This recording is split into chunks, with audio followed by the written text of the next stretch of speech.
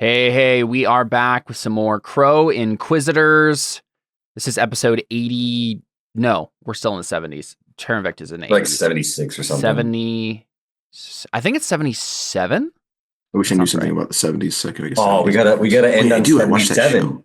Pretty sure you said 77 last week, so I think it's 78. Dang it. I don't think it's 78. It's even better than 78. 74. 79. No, yeah, because wasn't it like 74 and 75? Because then we made that joke. Probably. 75. It So is that- yeah, is 76. 77. It is 77. This is episode 77. Oh, we gotta end it on We're this so one. far away from any funny numbers. We should go back to 68. It's God's number. No, it's God's number. What is it though? It's 7 is not, it's not 77. 7 times 7, 70 times 7. No, that's still not 77. Yeah. 11. I don't know. It's God's number twice. Yeah. I hope there's somebody out there who like has a grudge book for everyone they've forgiven and is counting. And when they get to, whatever, 490 or whatever it is, they're like, man, sorry, it's 491 strikes and you're out. Yeah, and it does suck that God does not own the cattle on the 1001st hill as well. Connor's getting pretty close to that number for me. Yeah. It's not like numbers are used as metaphors or abstractions. You used a metaphor on Timon. Okay, let's do beliefs and instincts here. We're in the middle of a fight with Faustus and co. I'm pretty sure most of your beliefs can basically stay the same. Connor, are you looking at your beliefs right now, or do you want me to read them off? I'll read them off. Connor, Cantarius' beliefs are: this world is more than blood and gold. I will use the intellectual discipline to clear the obstacles in my path, despite the risks. Still relevant. The world will not end, not on my watch. We will defeat Faustus. I am a demon hunter, but my friends come first. I will make sure all of my friends stay alive as we fight Faustus. All still relevant. Dellon, we'll just do beliefs. Okay. We must keep the artifacts from converging until the proper time, or it's game over, man. I will ensure that Alphonse's orb remains in his chest for his sake and everyone else's. My father has betrayed his family again, but I will keep them safe. To get to Ipona and Luca, I must find them in this chaos. The mountain before it looms ever larger, I will carve a path to its heart.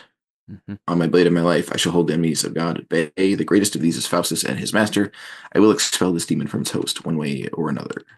Sounds good. I'm going to get you. All right. Alphons, we got. My family will always come first. Now that the city is in chaos, I will ensure that my son is saved. We must finish this fight so that Lucerta can finally be at peace. The next step is to defeat Faustus. If I lose the orb, it's game over, man. I will ensure the artifact is used correctly in the ritual to save the world. All right, and then last but not least, Theo, what are your beliefs? I will transcend to the power of sainthood to protect those I love and bring justice and glory to the one true God. I will strengthen and exercise my faith. Mm-hmm. By my God, my country, and my friends, I will engage and defeat Faustus and secure the keys, defeating all obstacles in my path. I will kill him or banish him to hell forever. Nice. The way you started that belief, you did kind of start it with slightly a country accent, and I loved it. My God, my country, and my friends. I will engage and defeat Faustus, secure those keys, defeating all obstacles in my path. I will kill him and banish him to hell forever. The devil gone down to Georgia. He gone down to where are we, Lucerta? Devil went down to Lucerta and he was looking for a soul to steal. Didn't mind because he was behind. He was willing to make a deal. Okay, this is my destiny, to save the world or die trying. But I will not sacrifice those I love to save the world. But I will stop Faustus from collecting the keys. Kind of redundant, but it was more about the, not sacrificing people. Yep. All a part of your arc here, because you almost did sacrifice your friends to do things before. So yeah, try to kill my friend to actually help him. I feel like my beliefs are kind of similar to Cantarius's, but like it's just a different flavor, shade, different color, different path. Yep. Different perspective. He's the demon guy and I'm the God guy. but we're both trying to And you're working together. we're working together. We're like yin and yang. We're like fire and air, or fire and water. Ice, I think, is usually how. Well, I was thinking airbender, but yeah, fire and ice. That would be a good anime title. He's the demon guy. I'm the god guy. Together we team up. And then in the sequel, I guess they're both guys. I was say in the sequel, their child is a conventional Some protagonist, weird- or he's half yeah. demon, half angel, like Yeah. every other anime character ever made. Yep.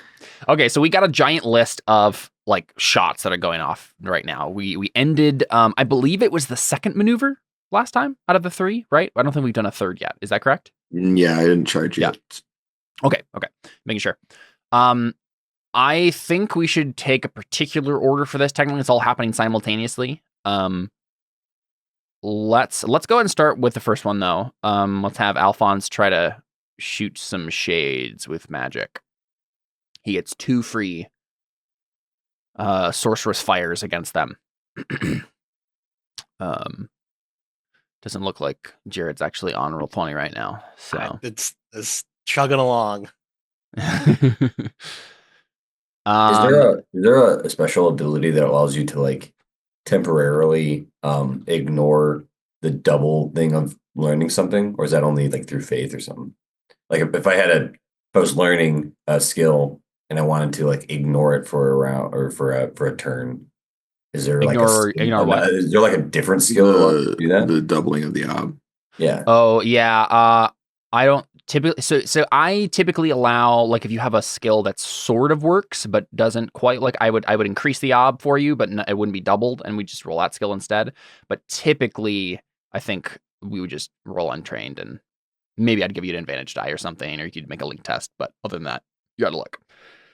What are you thinking specifically? I was just throwing. I wasn't sure if there was like an ability that helps that or something. Not in particular, no. It would depend on the skill. I could see some skills Agility. working. Is it based Yeah, I mean on- that's a stat though. If you're rolling double ob, it's because there's a skill you should be using instead. Is the idea.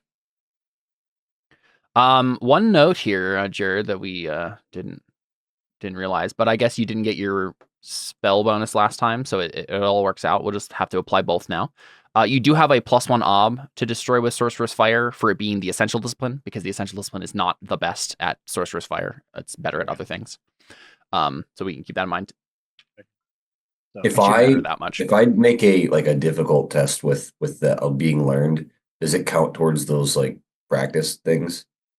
Or is it- Being learned tests that have all on to be- your stat. What? If I remember right, being learned tests go on your stat unless they're a routine, and then they go into the being learned thing. Yes, that's the way it works. Your It's routine? Yeah, if only it's- routine advances your skill. Everything else goes into your stat. Yeah. What If you get about what about a steep learning curve? You should be able to learn. Well, that's part of the point. Is like if let's say you're trying to learn persuasion, you if you get a difficult persuasion test, or a difficult will test is what you're actually rolling, then you are advancing your will, which will help you with persuasion once you actually learn the skill, right? And technically, it will make you better at learning persuasion because the okay. aptitude will go up. It's just slower. I think the idea is like if you're watching someone do a hyper complex coding algorithm and you don't know how to type yet, it doesn't help you very much because it's like you don't know what's going on at all. It helps you in a more abstract sense than actually learning a bit of coding would. Yeah. Maybe. That's the conceit anyway. Okay, so you are shooting them from, I believe, optimal range, correct? Oh, Right? Yeah. You're the You GM. were- I mean, I'm next to him. No, I think what it is you're closing on them, right? Is that I is think- that I think Yeah. they're closing on us. No, they were charging the people they were we were closing charging on them. And David was Yeah, so doing I think the I think you're move. optimal then. Because I think we said that like you had to wait for next turn to actually attack them. Yes, that's what it was. Yeah. Because you were like making your way across the gladiator arena and getting closer to Faustus, and you had to turn around and come back. So Okay. I cast the big suck. yes, I forgot that's all you named that spell. David named that one. Yeah, you're welcome. Okay. So this one is look like base ob 4. Okay. That's what it's saying in Destroy with Sorcerer's Fire at least. I think it might It might matter. I don't know. What do you think, David? It does have in like range and cover, like when you're doing a ranged attack. It's just whatever starts with what range and cover says the op is, which is 2 for optimal range. Destroy with Sorcerer's Fire says it has a base op of 4. What do you think we go with? I don't know. I mean, I think we did 2 before, or whatever the range was before. yeah, I think we did that before. I think I understand why it was so powerful last time, though. I think maybe we do need to do this base op 4. I mean, I think that makes more sense if it's implying that it's just a certain amount of difficulty to use. Yeah, I think we'll do that. But yeah, especially because I think with ranged attacks, you're generally making an op against it's not just range and cover where you're making attacks against flat obs, right? Like I don't think there's any instance where you get to dodge, so it's probably the same. Yeah, I'm gonna do that, especially because they can't really hide. Like normally with Sorcerer's Fire, like it would be actual fire that they're jetting out at you two, and so we'll go with the base op 4, which means it increases to 5. Your base op is 5. Okay. This actually, I think this makes a lot more sense than what we were doing before. It seemed way too powerful. Okay. Then it actually goes up because of all the stuff, right? But yeah, he has a bunch of. Yeah. I'm gonna. True. Yeah. No, you're right. You're sorry. It's ob 7 then because of the Darkest Hour, Darkest Night stuff, or whatever. Yep. That's a lot. It is. I fork in spatial and continuous and technique. No. It's certainly not technique wise. Let's see. Spatial. Continuous. These always feel so tenuous to me every time. I mean, always having more time and being able to manipulate space and helping to aim I assume would always help. I think last time I said yes to continuous but no to spatial because it really doesn't matter how much space is between you. This is like you're sucking the life out of them. I don't think that matters, but you can get continuous. Okay. Well, I mean, I literally roll to aim. Where it hits after. Well, that's what we thought last time.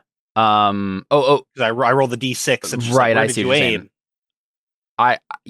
But it literally has an aiming mechanic. You can't say I don't aim it. I think I still can. Because this is the issue. That sounds like you automatically crit on the die of fate, Jared. So there you go. Yeah. What I'm aiming for the head.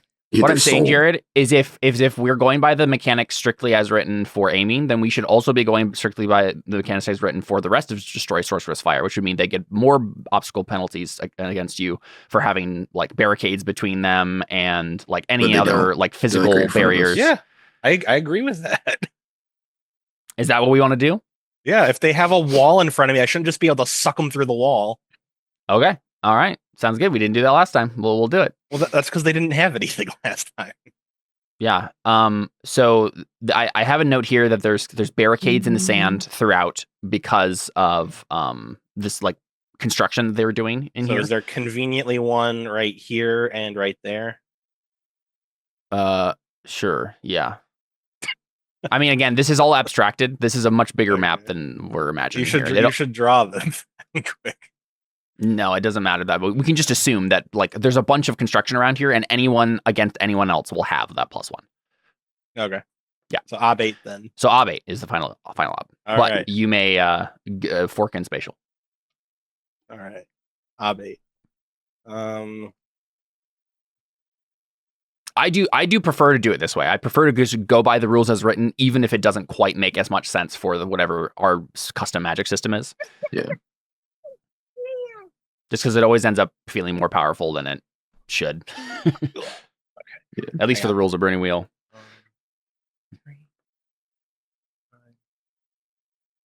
I'm sorry. I'm yelling at the baby and trying to do math. Next campaign we do, remind me to write down every single ruling we make throughout the campaign so I can have a giant list of rulings. By the end to of go it, we'll back just to. have our own game. Exactly. Well, because I especially with this game and the last 3 seasons of this game, I've changed my mind so much on all these rulings because I've had to just make it up on the fly, and I'm like, I don't know, I'm feeling this way right now, so I would rather like write it down. That sucked. Yeah, it did, but it was a big suck, so I would assume it would. That was a little suck. Yeah, so you can spend fate if you'd like. That's you rolled spatial discipline, my friend. Oh, Does it have the same number as essential? oh look, now I hit It had exactly the same dice. We've already established. Okay, this is one rule that we have quote unquote written down. If it has the same dice, you don't reroll. So yeah, that was the next attack. Go ahead and I'm just gonna hide this fate right now. Oh. It doesn't exist. Yeah, go ahead and roll a fate if you'd like. Oh, I'm not rolling fate for that one. With your 46 fate, you literally made more fate than you spent last time. Again, Exactly. Jared, there's literally no reason not to spend fate. There's no way you're gonna spend 46 fate in the just spend the fate. Hey, Well, I want whoever gets my bones to get all to get all the fate. to be able to convert 40 fate into like a 3% A deeds point. like deeds point or something. Yeah, resource compression. Worthless. See, now I only have 20 45. 1 deed point. 45. 40 I don't know how much you have. 50 fate is worth a deeds point. Whoop. Yeah, over 20. Yeah, convert 40 fate to one's deeds point. I like that. No. No. Then I'll have 3 deeds, and then I can triple my dice pool when I finally attack Faustus. No, you can't spend 3 deeds on that roll. You can spend Just 2. Yeah, you can. Okay. Okay. Yeah, so that attack failed. You do get another free shot though. So. Okay. So you can try that again. This time I'll roll the right. Yeah. Is David helping me? I don't think I have any way to help you. Yeah, I'm not sure. You've got magic. Oh, you do have 9 disciplines wise, and I think we said that's before. right. Yeah, I did help you. With Sure, that you before. can get one more die on joke of, hey, that thing, you're way better at me. Yeah, exactly. Yeah, you can go ahead and spend one more. Roll the luck again on that first roll, just to see. Sick.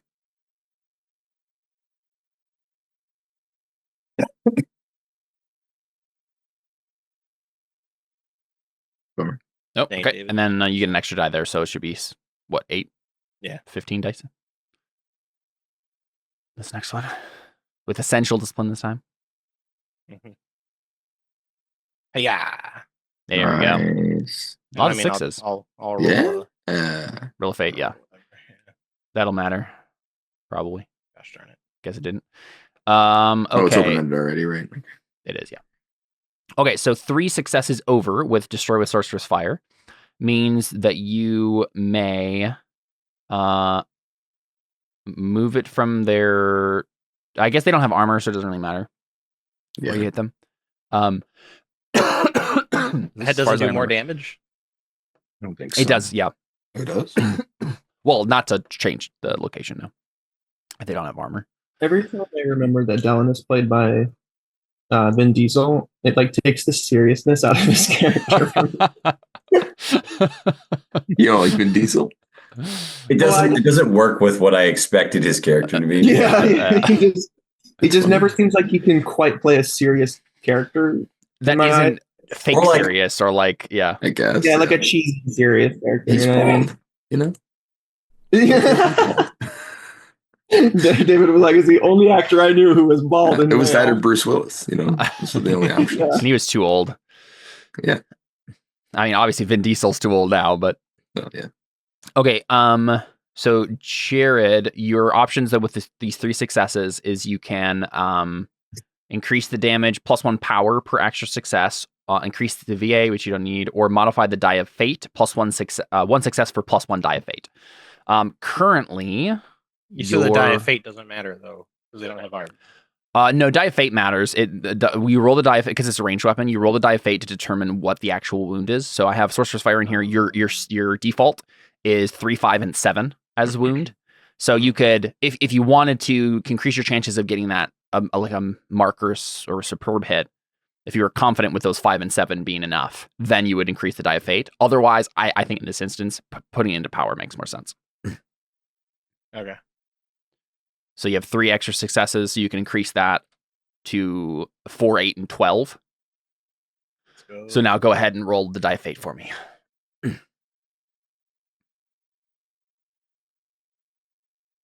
All right, so an 8. I think that should be enough to take them out, even if it doesn't kill them. We'll check though.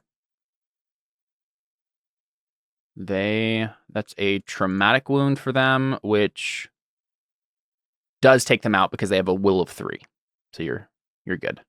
And now I'm sucking in all the demon energy too, and now I have black lung.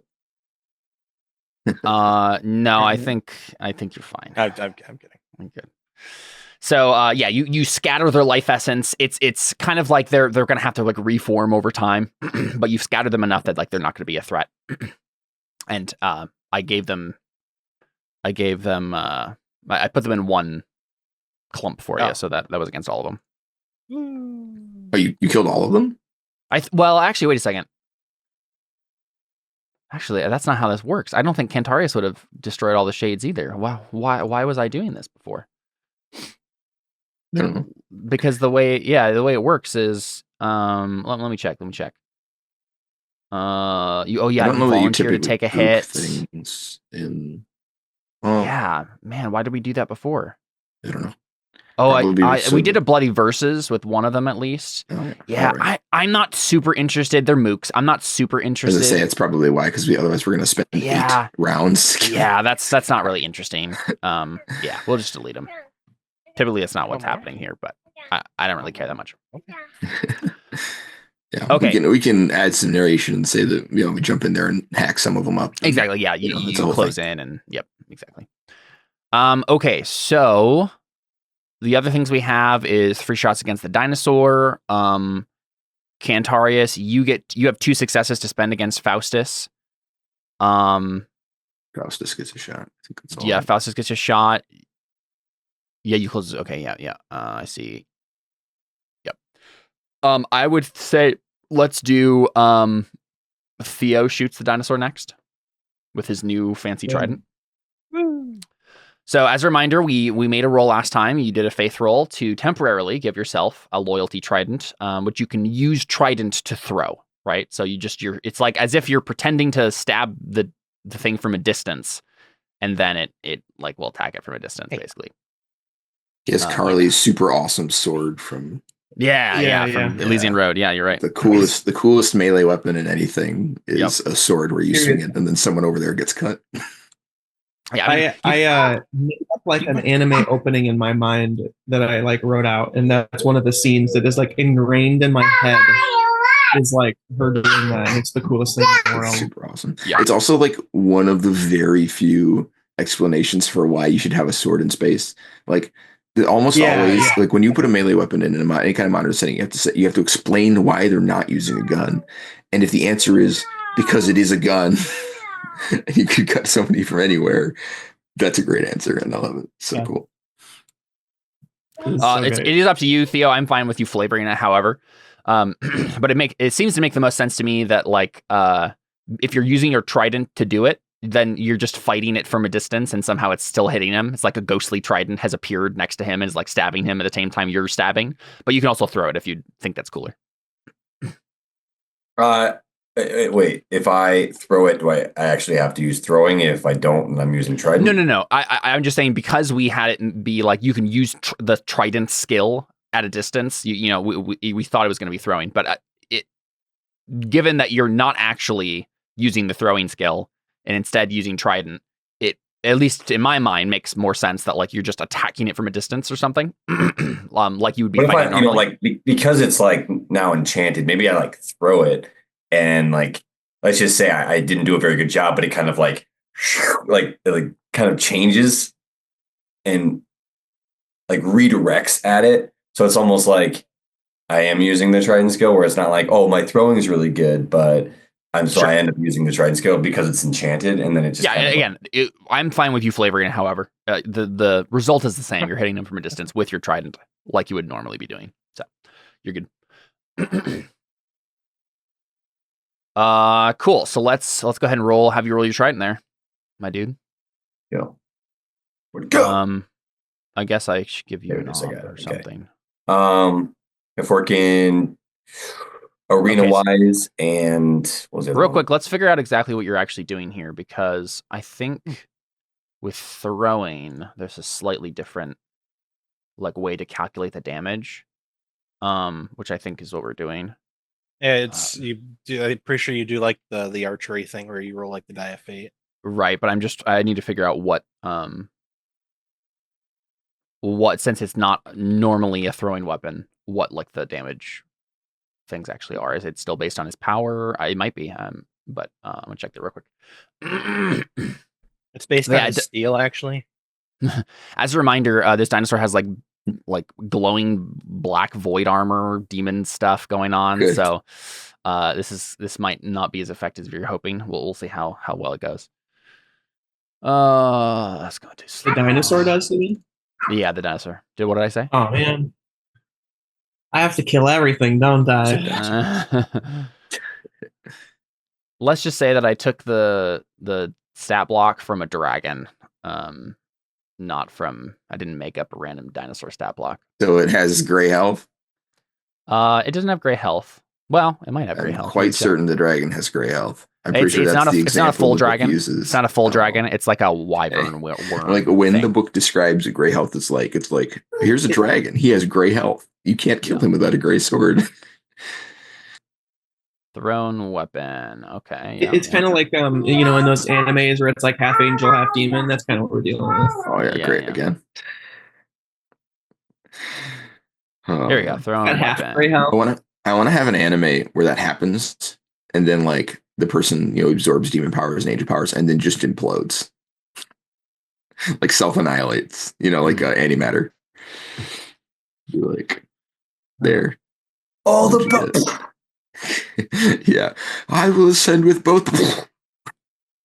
I think probably the easiest way to do this is to take what your trident says on your character sheet, 369, and just make that the die of fate.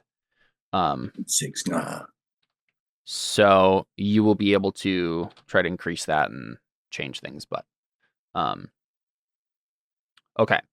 So go ahead and roll against. Are you in what range are you in right now? Have I been writing this down? I thought we were pretty close. I think you're in optimal range against it, right? How could I be too close with my trident though? That's the thing. Is like, well, because you're throwing it is a close weapon, so I should.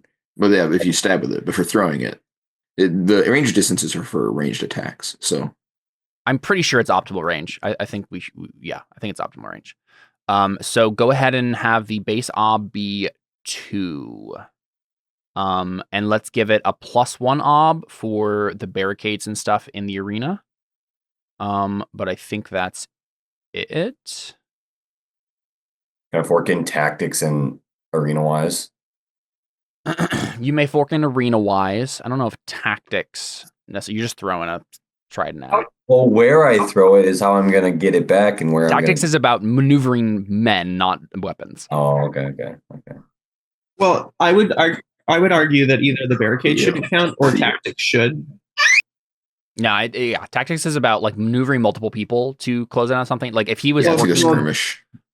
The reason is he's above him, and the dragon's tall, right? Not dragon. Yeah, dinosaur's just because tall, right? So the barricades there shouldn't count, or his height should be able to be. Oh, you're probably right. Yeah. So I will say I think you can't hit his feet is the thing you can't do. So Bummer. Other than that, you're good. Yeah. So ob 2 then, base ob 2. We could try it. Arena wise makes sense.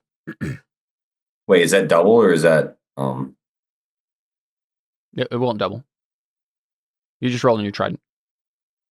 Hey, Caleb, out of curiosity, if we had a situation where I was partially obscured, I wonder if you could have it be where like if you're in cover and your legs are obscured, you could be like, oh, okay, it hits my legs, and if they don't have enough successes to move it, it hits the cover. Is that how that's meant to work? No. So the way it works is you decide what's exposed. Right. So when you're in cover, instead of saying where it hits, you say I'm hiding all of myself except for this. This is where it has to hit, basically. Interesting. So you get to decide that. Okay. Unless, obviously, if it's like full cover, then they can't hit you no matter what. Right. But yeah. So, like, for example, if you have a shield, you could say, okay, I'm holding it to my head and my torso, while my feet or whatever, or I'm like holding it to the ground and my head is, you would have to, because most of the time, weapon is going to expose, or a shield or a barricade is going to expose something, especially in a range and cover where you're trying to move around and stuff. So, okay, yeah. So Theo, I believe that gives you a bunch of options here. So You can roll figure. Yeah, if you want to, let's see what you actually need successes wise. So currently the default is going to be torso. Actually, wait a second. Let me check his sheet again, because there might be a more optimal place that he wants you to hit him.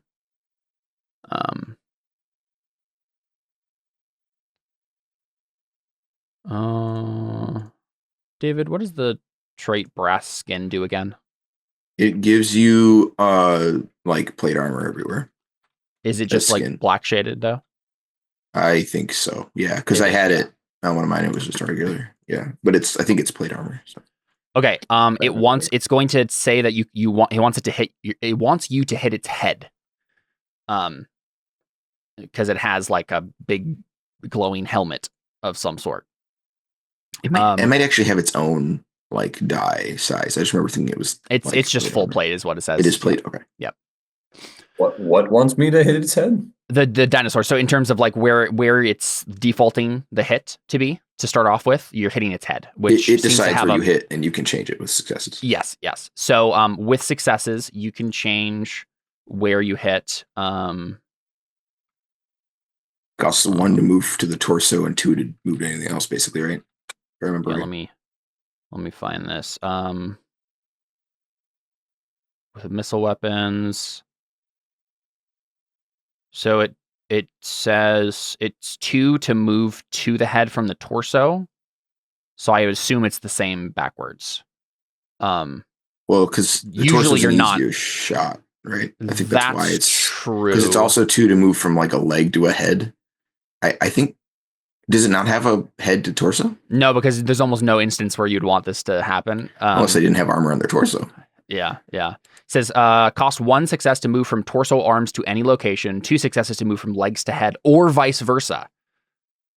So it's about distance, it seems, except for in the case of chest to head, because it's a smaller target. Yeah, let me find where it says head to chest. What was the Okay, for missile and thrown weapons, it says can move the target 1 success for arms, legs, 2 for head. Here we go. Chest is by default. Missile weapons target the chest, torso by default. But that's not true. If the chest is hidden, it's missile weapons, not melee weapons. It might be. I think it's different. Right. Target chest. At least, well, it's about to expand the cover, I think. If chest is hidden, use largest exposed location as default. So it will still be. Okay, so forget that I told you that his head is more covered. Would you have changed the successes to his head? No. Well, is he wearing armor? I mean, he is wearing armor. But I could see. I mean, I could see whether or not it has a helmet. I figured going for. Well, okay. I guess probably what you see. Probably what you see is he does have the trait brass skin, so it looks like he has scales and stuff on everything, and then he does have a helmet on his head. Yeah, I probably wouldn't have gone for the helmet. I mean, okay. Yeah, that's what that makes sense to me, actually. In 3 successes, you can aim for the eye, right? Yeah. No, that's what happens if he aims for the head and still gets through, is he gets the eye, right? Yeah, I guess. Yeah. So this will mean that the only get 2 shots at the dragon. The dice are slightly larger if you're hitting the torso. You could try to get its arm instead, or its tail. Yeah, those are options. You can do arm. You can't do his legs, but you can do head, arm, or tail. Or you can just hit him in the torso. Usually torso is the most armored place, but that might not be the case with this guy because of the helmet he's wearing. Up to you to decide. What do you mean more dice? Like he has more dice to defend it? Yeah, to roll against his armor here to block the blow. So in this game, if you go for like an arm, does it do less damage because it's on the arm? No, it will not do any less damage. It might like hinder, like if this was a warrior with a sword in his right hand and you decided to cut off his right hand, you did enough damage that would make sense. Then we would say, okay, you can't use Like his practically sword anymore. speaking, it's not like, oh well, their arm's not going to do anything. It's just It would still be the wound type no matter what. Yeah. okay. Yeah, I guess I'd go for mostly moving the target location is about trying to get their weakest point with their armor. I mean, their arm seems pretty weak, but it's got the little T-Rex arms. Yeah. I'll go for their arm. I never figured this out. Is it one fate for reroll all sixes, or is it how many spells? You can spend one fate to reroll all six, except wait, why was your trident open-ended? Is there a reason? Did you open-end it at some point? Are you open-ended? I didn't realize you can open-end it. Because it's in the sheet there's a button yellow, you can push to open-end it. Which usually means it's open-ended. You may have done this at one point and we forgot to change it back. Yeah, the 96 has an exclamation point after it. It does, yeah. So you've already rolled those sixes, which is why you get 7 successes. I don't necessarily think that the trident would automatically be open-ended just by virtue of what you did. I guess maybe it would be. It is.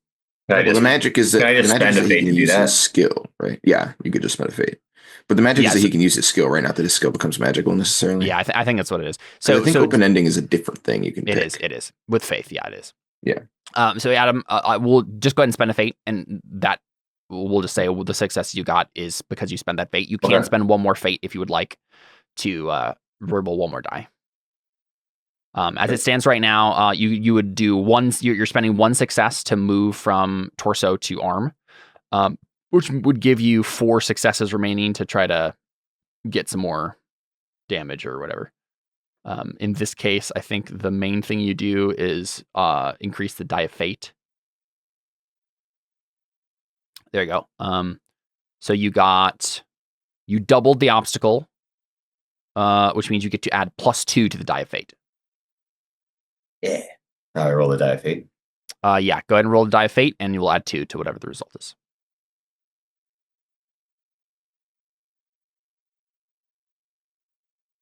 Yeah, there should be a space on there to click on. Oh, good thing.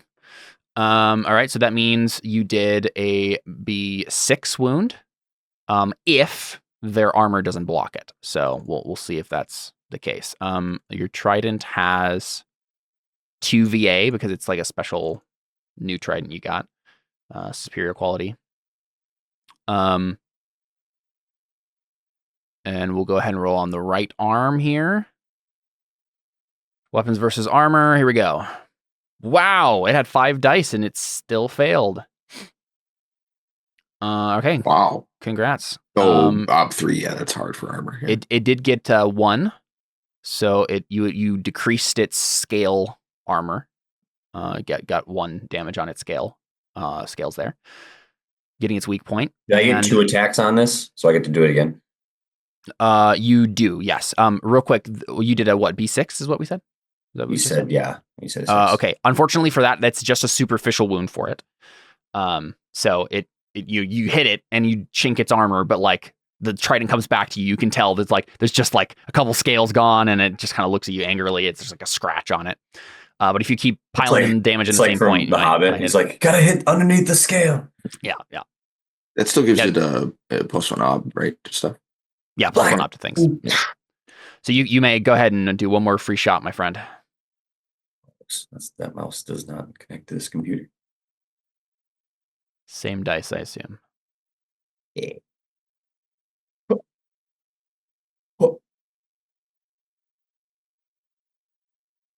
Still, yeah. Oh wait, did I open-ended it again? Dang it! It's still open-ended. That's fine. I mean, you can spend a fate, like you did. Save myself the time. You can spend one more fate there, if you'd like. Yeah.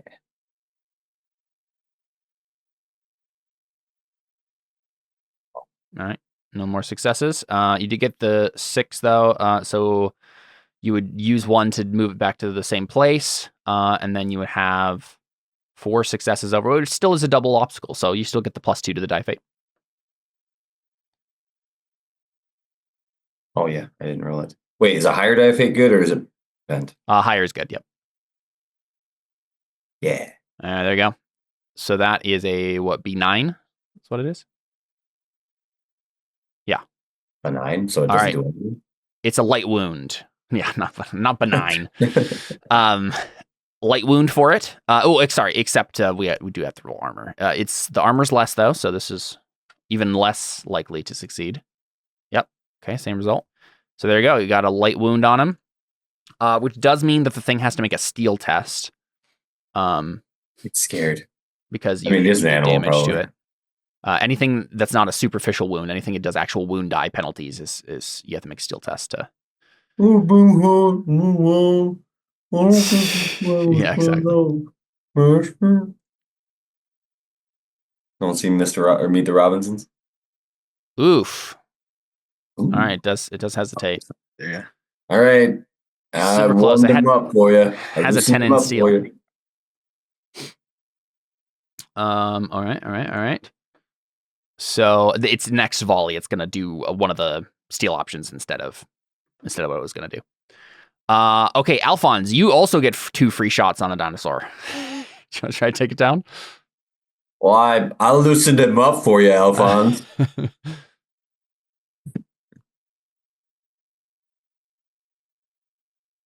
I get 2 shots, you said? Yeah, because it was charging at you guys too. Let's go. So you can basically use the same dice you used on them. What's the ob? I think the ob is pretty much the same as last time, unfortunately. So it's ob. It doesn't have cover again. though. It does because there's barricades in here. But it's taller than the barricades. Oh, that's true. You're That's right. We already said that. Yeah.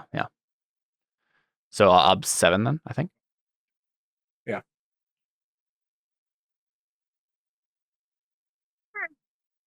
Crap. I'm screwed this up. Okay. Yeah, this makes sense to me because most missile weapons. All right. Most missile weapons have a pretty limited damage range. Magic has an unlimited damage range. Okay. And so it really makes sense that the ob is going to be higher to do something here. So that second one misses, but you can try to spend a success or spend a fate to get some more successes on that first one. Yeah, there you go. You at least got 1 over. What would you like to spend it on just to move it to the arm? Sure. Hit the same spot? Yeah. Okay. Go ahead and roll a die of fate, my friend. We'll see what damage you're going to do.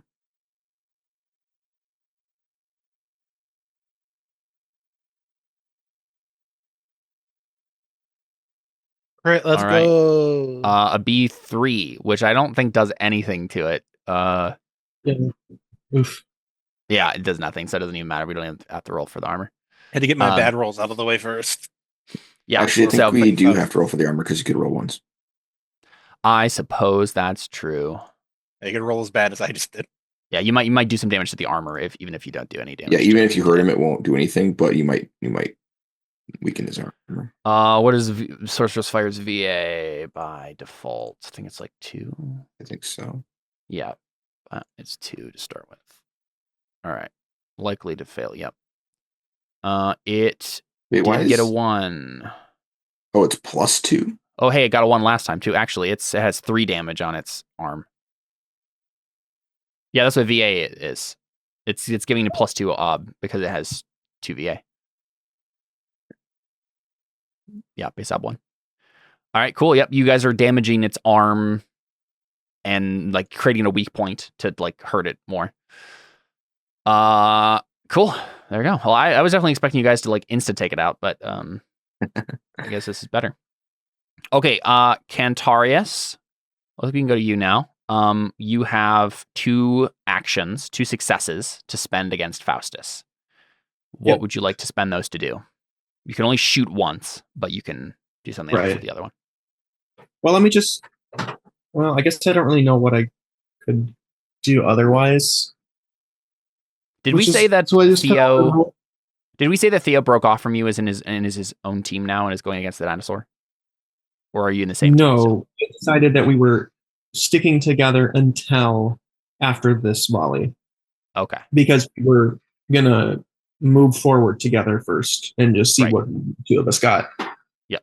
Okay, so Theo, so probably this extra success is going to be spent for Adam to do a prayer, a faith roll then. Oh yeah, he could use it instead of me.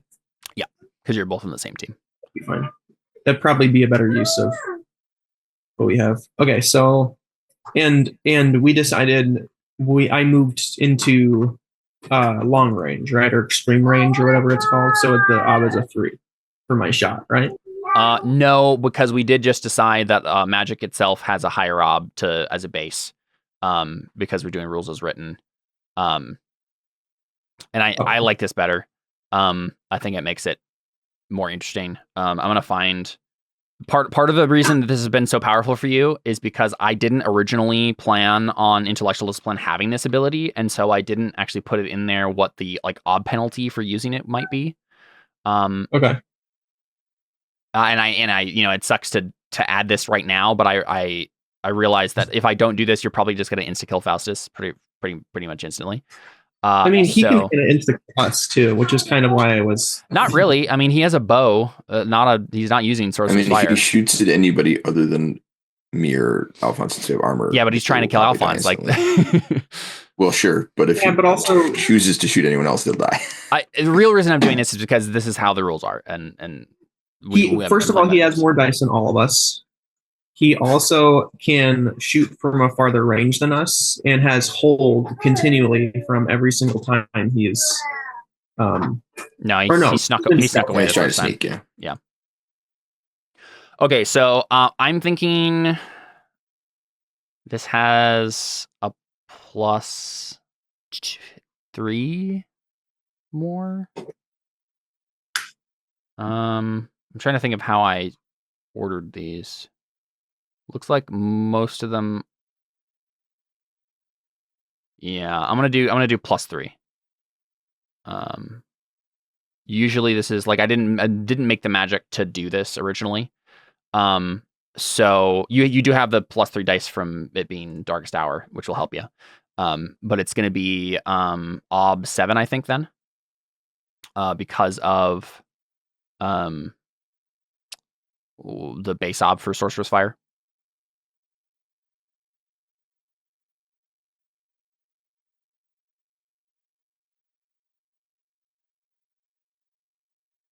I do like that we got the cool moment with Cantarius just taking out this random sorcerer super easily, because that feels appropriate.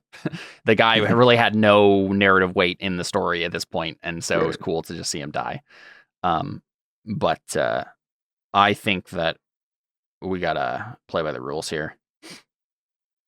So, what's my ob then? Base the total ob is 7 then. Okay. But yeah, I mean, you got lots of dice to work with. You get that extra 3 from the Darkest Hour. Sorry, Maxer is so much harder to scroll on. You could have just said Maxer so much harder and left it at that. Yeah. I'm going to use intellectual discipline. I get +3 dice to that. What else is there? There's something else that I was using. Oh, darn. I had written down notes from last session, but they're on my computer, not my... What did you write down? What sort of stuff? I don't remember. That's why I'm... What sort of stuff? I don't remember. Notes for green cover? About dice. I might be able to pull it up on my phone easier. I don't think about it. Yeah, as in on Google Drive or something. I still can't scroll down to make my roll anyway. So if you want to I can do that, you can, but I don't know what all I... Yeah. Okay, so you're doing the intellectual discipline. Oh, I get +3 dice to that because of the demon magic stuff. Yep. I don't think I can fork anything in with intellectual I'll discipline. let you fork in physical. Physical makes sense to me. Here we go. But yeah, probably not anything. Maybe anatomy? I guess if I'm giving you physical, then probably anatomy works then too. That's probably it though. What's that? I'll give you anatomy too. But that's probably it.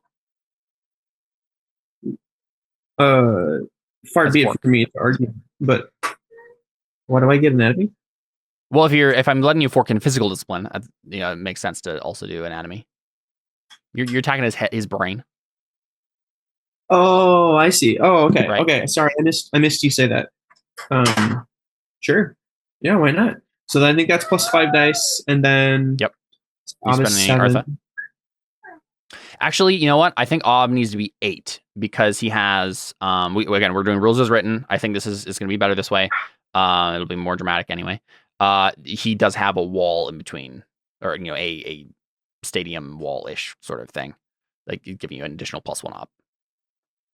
That'll be it. Persona. Just so we're clear, that has never been a realistic obstacle before, and with my celestial sight, I don't see how that. Oh, right. It is slightly different for you because you see an auras. Yeah, that's fine then. Yeah. I was thinking more along the lines of like, making the argument that, well, I'm just attacking his mind, and so it doesn't matter if I see. But I think you specifically see an auras, so that certainly does not matter. Well, yeah, and we hadn't made that an obstacle before because of.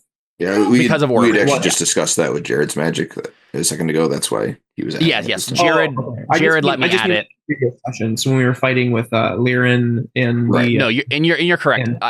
I think I would have put it in. I would put it in now, just because of rules as written, especially with the range and cover. Except for you do have aura reading, so that's correct. It doesn't matter. Do you want to spend any persona? You're sitting at 13 dice against Ob 7. Yeah. Yeah, I'm just trying to. I think I should put 3 persona into it because if we kill Faustus faster, that would be better. Yeah. True. How much damage we can do with us? You're one of the people who has the best chance of killing Faustus from distance. Yeah, I just have persona, and the last time I did that, I only rolled 2 successes on a 3 Ob or something stupid like that. So it makes me worried. But let's do it. Yeah, I'll put 3 persona into it. All right. If you want to. I will roll. Woohoo! Look at all those 6s. Oh, right. Wow. Okay. It's just me. If the GM is rolling, it doesn't matter. Well, usually when I roll, it sucks. Okay. No, Caleb, it's your characters. My NPC. You're right. It is my characters. It also depends on the game, because do you remember how in 4 turns of combat you crit us 3 times in Pendragon? That's true. Yeah. That's true. Yeah. On D20s? I think it's mostly Pendragon though. Yeah. Okay, so you got 5 successes over. Would you the default is chest. Would you like to move? Actually, does he have armor? He does have armor. You suck the brain juice out of his chest. But armor doesn't matter for magic, right? So that's what we just talked about. It really should. The thing you're doing is destroy with sorcerous fire. And so that should. The issue is that destroy sorcerer's fire is the rules for it. It's really you're powerful. Throwing a fireball. Yeah, it's really powerful if we don't have that matter. So I'm gonna have it matter, even though it's really slightly weird narratively. Yeah, because it has really good VA, so the chances that his armor will stop it are pretty low, and you can increase the VA with successes. He doesn't. He has leather armor too, so it's not really that big of a deal. Yeah, I actually don't even think that's possible then, because he'll have 3 VA and probably he can get 6s dice. and spend fate on it, but. Okay, it's not probable. It's not. There's no reason to actually assume that it'll happen. Yeah. Okay. Would you like to change? So you can see Faustus in the world of auras. He's wearing reinforced leather and a leather hood. You can attempt to hit his head. You can do 2 successes to go towards his head. You can, which makes sense if you're attacking his brain. Otherwise, you're probably just making his nervous system spaz out or something. I think so. I think I should. Yeah. Go for the head. Well, to be fair, I don't actually know that there's any benefit to hitting his head, and you can spend those successes on increasing. I'll tell you now, the armor is much less actually, even on head. On his head. Yeah. Oh. But leather only gives you 1 dice anyways, doesn't it? Yeah. So his torso has 3, and his leather hood is 1. Oh, interesting. Okay. I mean, he could do arm instead, but. And it would only cost 1 success. Let's take a look at what the other stuff does. Let's see how much damage you can do before you commit to going to a specific spot. Yeah, because any success you spend on moving the target is successes you can't spend on increasing damage. Yeah. Or making your roll better. Okay, so with Sorcerous Fire, You got a lot over though. He did. He got 5 successes over, or 6 successes over. Yeah. Yeah. Die of fate. Currently, right now, you have an equal chance of getting a 3, 6, or a 9. You could increase that power. Let's say if you just piled all of it into power, you could increase that damage to 6, 12, and 18. Is that what you want to do? Or you could do less than that for... How much would it cost to make the die of fate a 6 for sure? To make it a die of fate a 6 for sure? Oh, I guess you can't for sure, because you'd have to get +5 to do that. You could. No, you would need +4 because 5 or 6 is superb, right? Yeah. So with a +4, you automatically get superb, and that would leave you 2 successes? 12. I'd be 12. Yeah, but then he'd have 2 more successes. He could. No, that's what I'm saying. If you put it into power, I'd be 12. Oh, okay. That's what I'm saying, right? Yeah. Let me look at. I'm not gonna tell you for sure whether or not this is gonna kill him, but I will check for myself. I mean, let's be real. A B12 is gonna kill most people. Yeah, a 12 would kill me, which I don't know. I'm not as durable as some people, but yeah. Up to you. That's not a bad option if you want to for sure kill him. The only risk with that is that if his armor miraculously saves, you won't do any damage at all.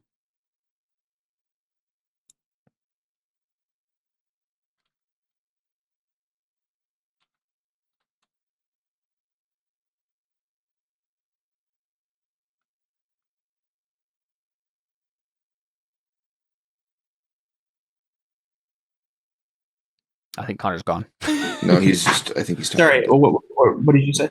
Oh, we were just saying that it might be worth it to increase your die of fate roll and power as opposed to moving the target, because you can if you give yourself +4 to the die of fate roll, then you automatically, no matter what, will hit superb. What? Sorry, there's one other thing we need to do here. I apologize. I didn't realize how this spell worked, but he has a thing on him right now called Turn Aside the Blade, which is allowing I thought it was like an armor sort of thing where there's like a special thing, like once you hit them, then you have to roll something else to see if they actually hit you, because there's a shield of sorcery, but actually what's happening is it increases the obstacle to hit you. So I'm gonna roll his.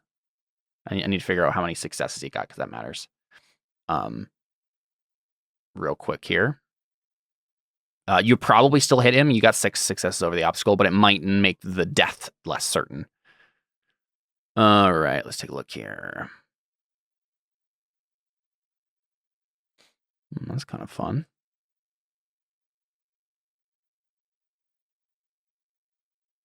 So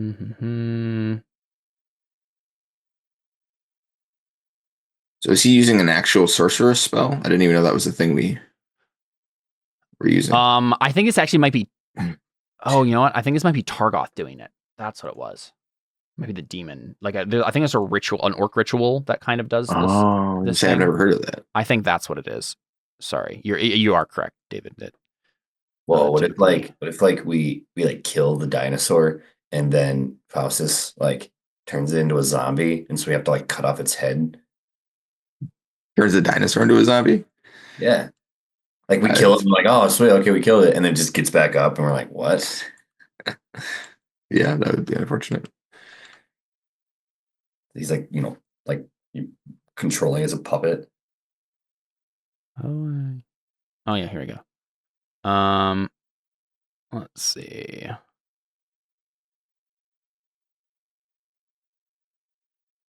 Chills of Night.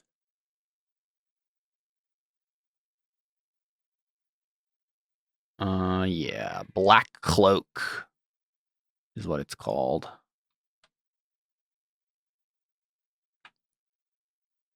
That's cool. It is. What's the duration of it? Or I guess I don't know how orc rituals work. It's like a thing he has to sustain. So Targoth is just kind of hanging along, sustaining the spell for him. Okay. All right. Divide between physical and spell protection. What is Eldritch Shield?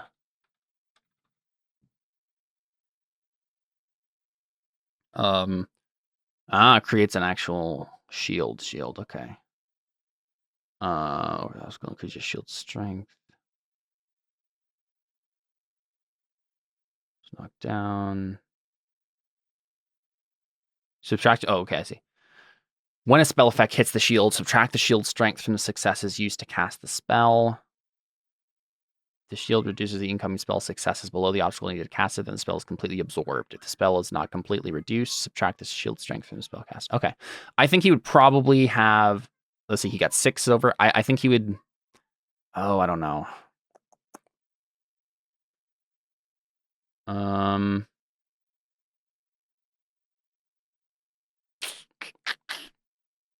Trying to decide if he would go even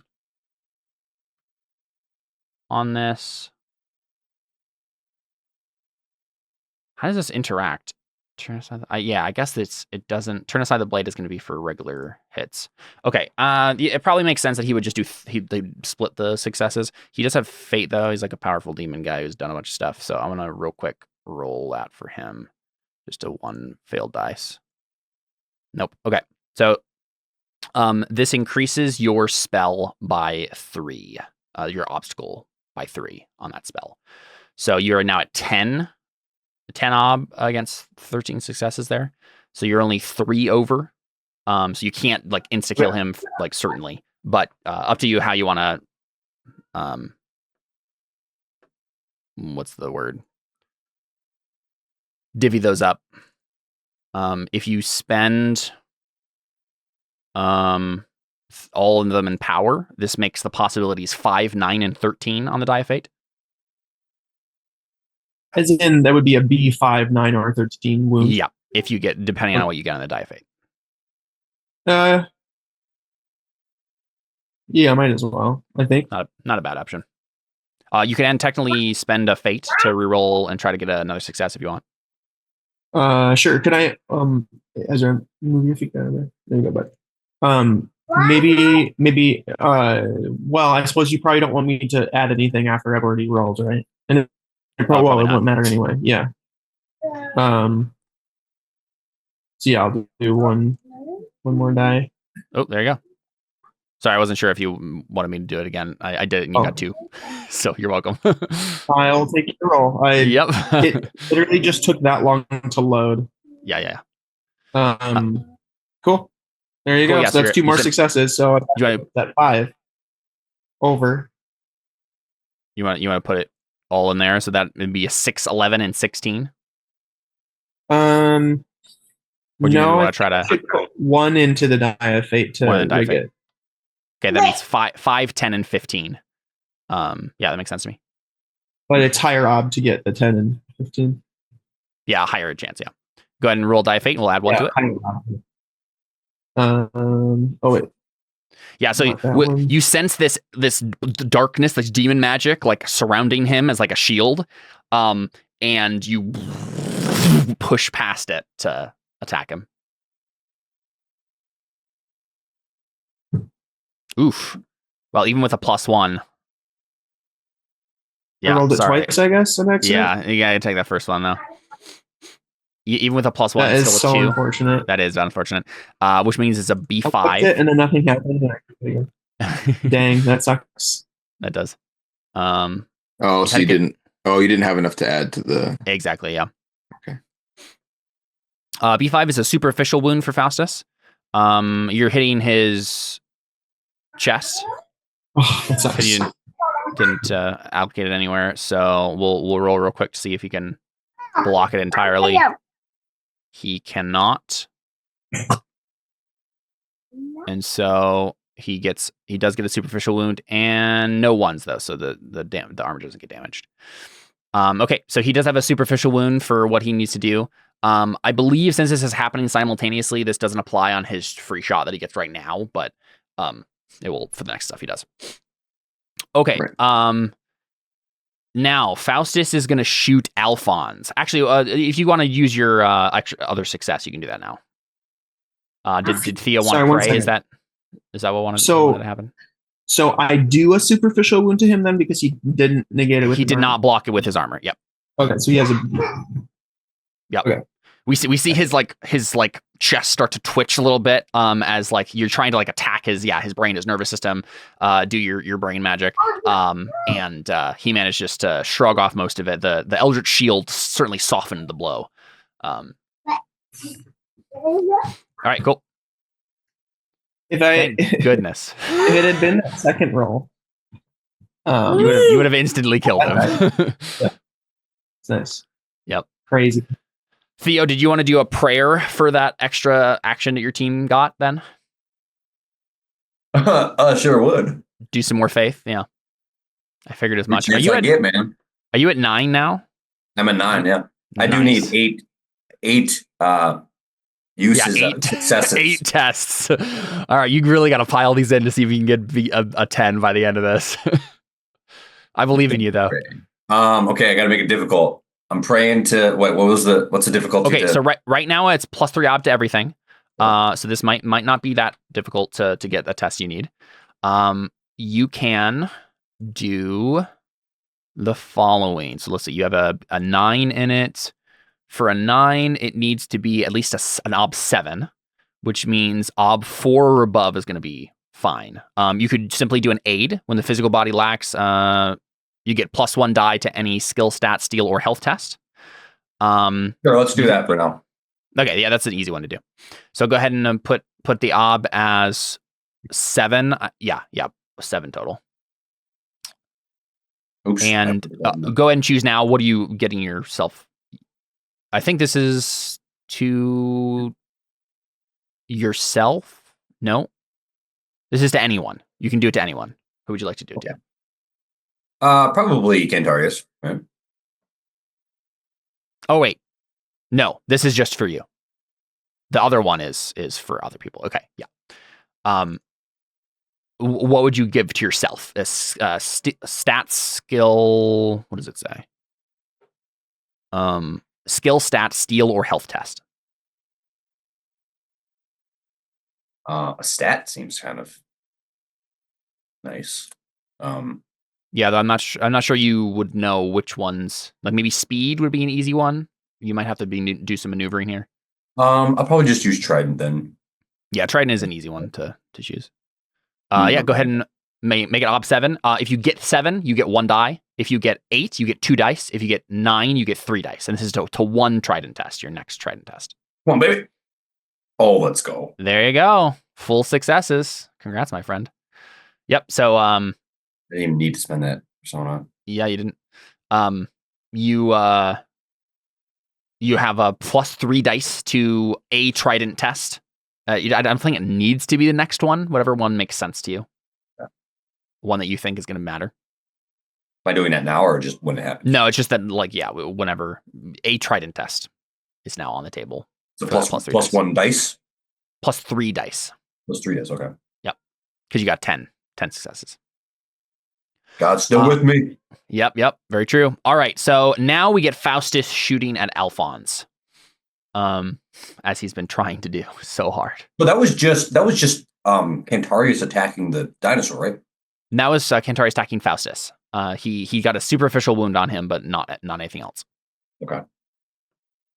Okay, so Faustus is now going to roll bow on Jared.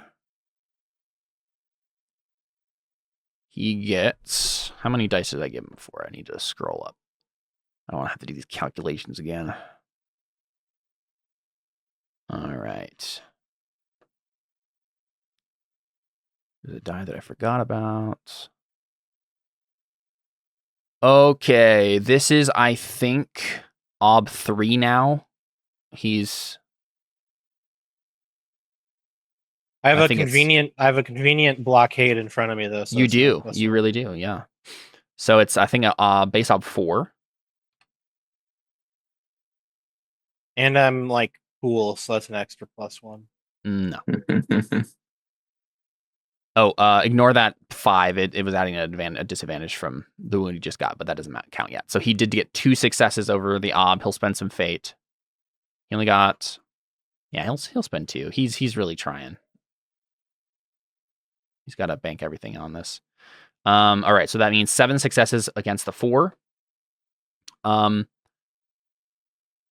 Let's see. What can he do with that as just a normal missile weapon? Die of Fate. That's what it is. What did he say? 7 against 4. So he didn't double the ob. He just gets 1 to the Die of Fate, and then he can move it to your head. So that's what it'll do. All right. So we'll roll Die of Fate to see what damage is going to do. +1. Okay, got a 4, which is Standard B8. mark. Yep, it's a B8 for him. He's a great bow. Now it's time to roll your armor, Jared. So on that, right there, your great helm. Okay. I'm pretty sure this has VA. Let me double check. Whoa, where's his bow? Yeah, 2 VA. So when it pops up versus armor in the thing there, put 2 in there. When you click out, there should be a little dice next to great helm in your armor. Yeah.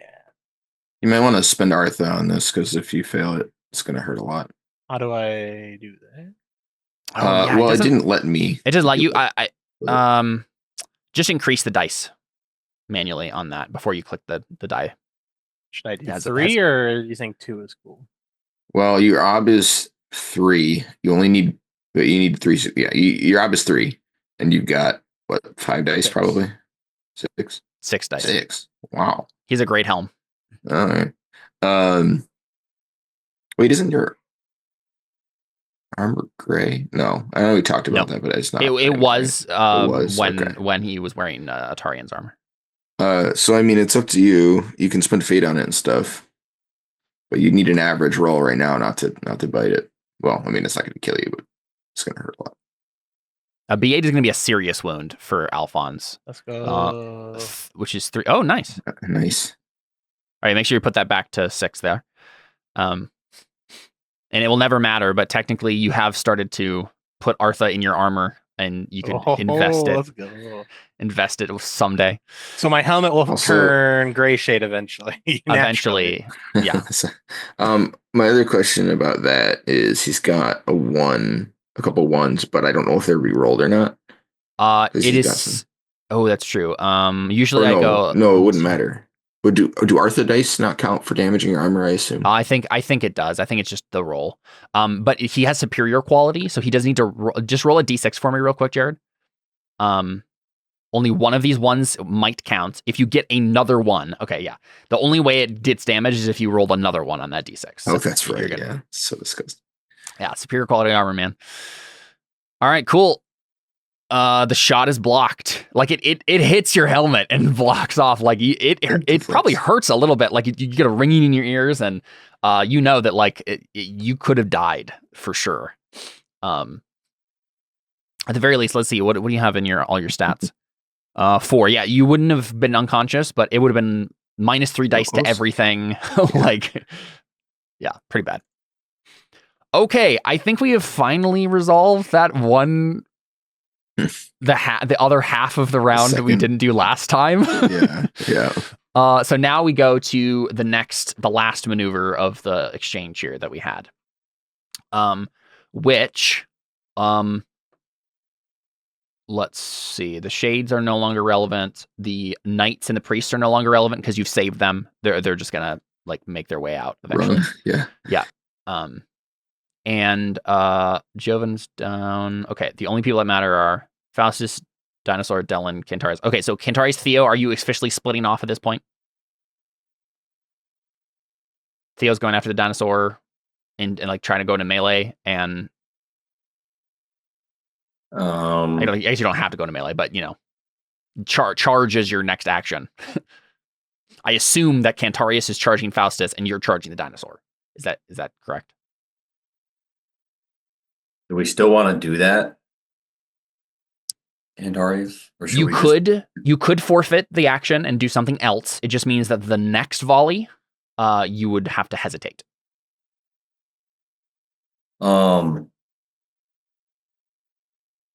So my my official choice is attacking the dinosaur. Then you're saying?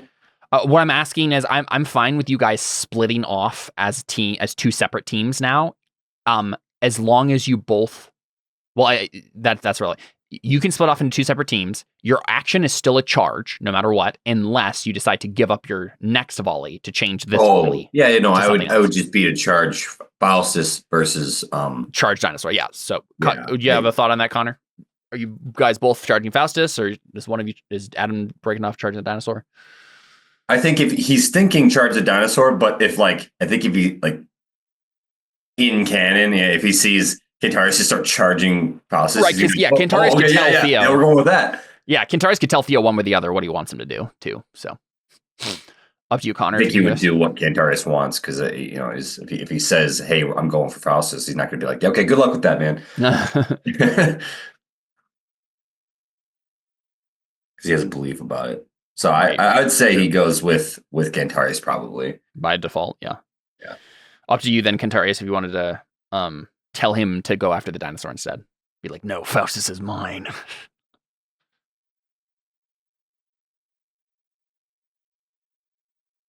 I don't know if Connor's heard anything we've said.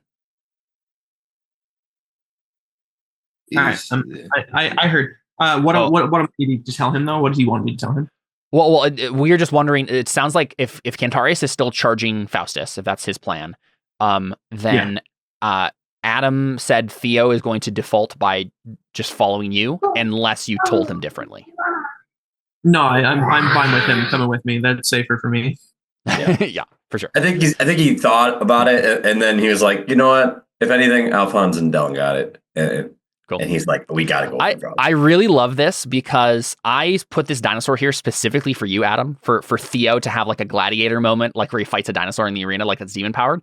But this is even better because this is Theo being like, I don't need the glory of defeating this monster. What's important is like staying by my friend's side and protecting him as he defeat the big guy. I think in the story, what he does is he throws the trident twice and then he's like right about to jump and then he realizes that Cantarius isn't behind him and he's like running. Yeah. He's looking back and forth. He's like, all right, I gotta go with Cantarius, and he runs back after Cantarius. Sweet. He chooses friendship over glory. Yeah. Yep. I like to think that Cantarius is just stalking towards Faustus, right? Stalking fast, and he's Cantarius doesn't even look at that. Right. Exactly. But we see Theo catch up to Cantarius and then go back in front of him with his shield like he has been doing, and say something to Cantarius. Right, like I got your back, right? What is he? We just share a nod. That's what men do in a fight. Right. Yeah, I just like that moment of Cantarius is going off alone and Theo just gets in front of him with the shield. I will protect you, my friend. Aiden stands alone. Yeah. Not alone. Cool. Okay, so that's what you guys are doing. You're charging Faustus. Faustus is going to be sneaking again. He's going to try to withdraw by sneaking, to slip into the shadows again. As he sees you guys come towards it, and he felt the power of your blast, Cantarius. He's like, no. He felt that I rolled a 1 on the die of fate instead of a 6, and was like, holy crap, that was a 1. Yeah.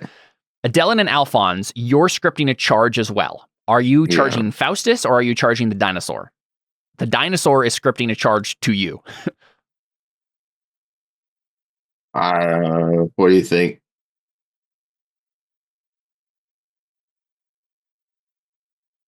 Alfons. Jerbear. Maybe we can use the dinosaur as cover. If we charge the dinosaur, kill it, and then hide behind us. Yeah. Yeah. Well, we could just put it between us and him, and even whether it's dead or alive, it's going to be really hard to shoot us. Are you charging the dinosaur? Or... Well, that's what we're deciding. Are we charging Faustus or the dinosaur? The problem is if we charge Faustus, he'll get a free shot on us. Yeah. If we charge the dinosaur, you'll probably just close. He'll get a free shot on us, which means nothing because it's a dinosaur. Yep. So I'm thinking that maybe we should do that just to discourage more being shot at. Yeah, that sounds like a good idea. Okay. Plus, I have a gray sword. If I hit this thing at all, I'll kill it instantly. So yeah, presumably. Okay, yeah, we'll charge a dinosaur. Sweet. Look at Alfons. Maybe we should deal with that. Okay, I think everyone is charging Stomping except for towards us. Faustus. So everyone go ahead and do steal as your thing here. I think the only thing that matters, Jared, you're gonna add 2 extra dice for maneuvering with your I thought David just rolled since we're a group. yeah, whoever wants to roll steal is fine. I have Hey, 9. he's got a So higher skill. Yeah, that's fine. You Definitely. still get 2 dice because the weapon you're maneuvering with is like Alphonse's sorcerer's Magic. fire. okay. Yep. And then he can help me, right? Yes, he can help you with something. Well, usually with steal. Yeah. Yeah, So I you get plus 2 dice from it, right? 2 dice. Yeah. Alright. Let's see. The dinosaur's going to get 1 die for it being huge and having a lot higher stride than you. I don't know if anything else matters there. So yeah, there you go. 9 successes, and I'll go ahead and roll for him. So that's not great considering steel's open-ended in my head. Well, I guess it's not that bad. It's pretty not bad. Yeah. It's 13, 9 that open-ended. Luckily for you, the dinosaur is I don't know what I was gonna say. I'm just gonna roll. Not as brave as me. Is that what you're gonna say? Okay. I really don't know what I was gonna say. Oh, he's wounded. That's what I was gonna say. What's Alright. the stand or the default hesitation Is that on your character sheet? It I should think be I on your remember- character sheet. Yeah, it gives you Yeah. a base typically. Hesitation's a derived stat from like your will, I think, or something else. 9. No. Wow. Oh, you know what? I just remembered. He's actually hesitating this round. He can't charge because he got wounded. He failed the steel test to not hesitate. Oh, the dinosaur. So that actually doesn't matter. I think he needs to choose a steal option, I believe, instead.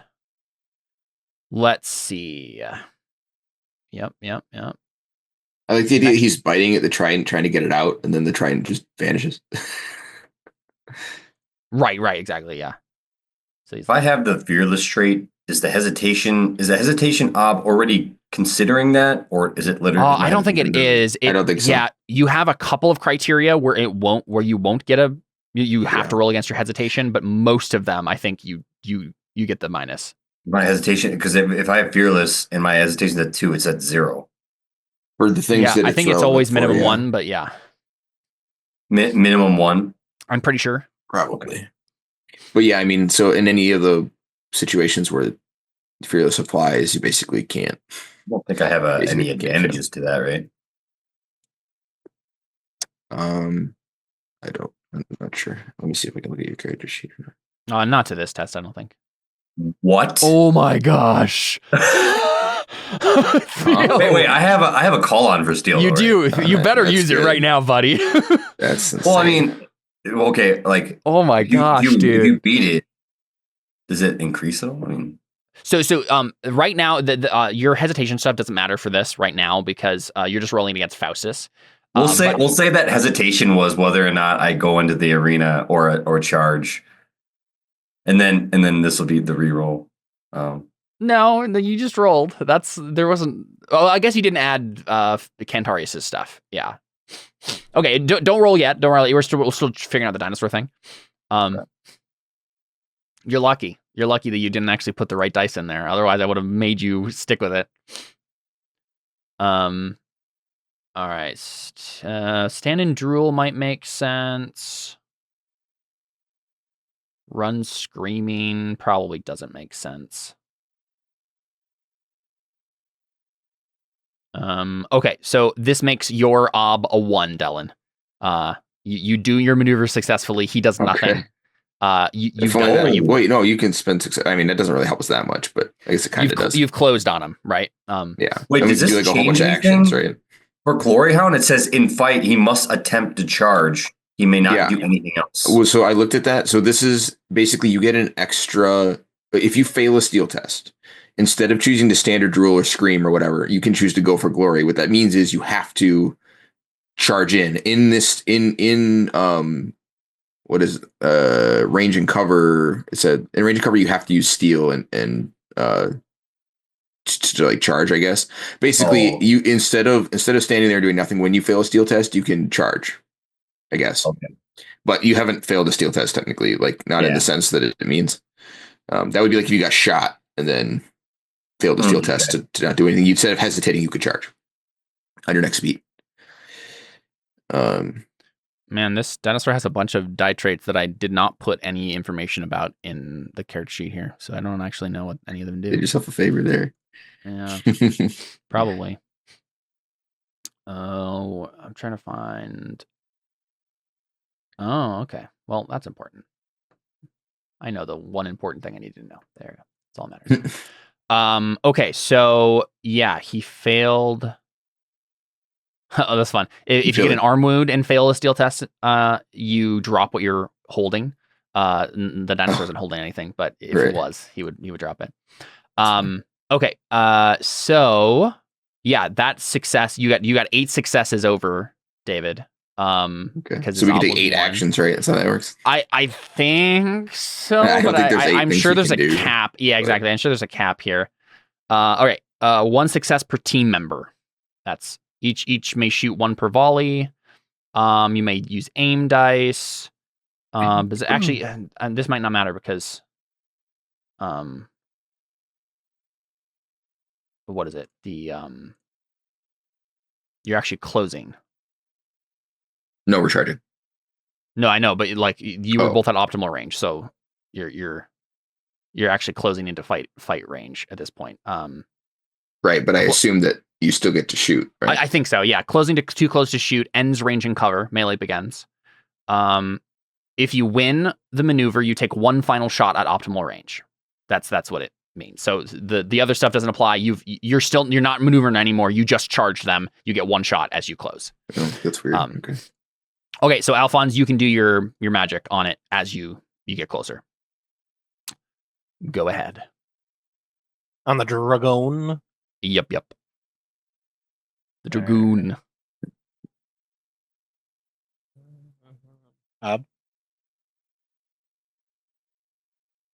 What's the up?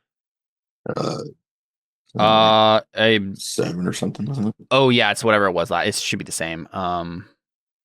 Well, who was he shooting last time? Oh, the shades. Yeah.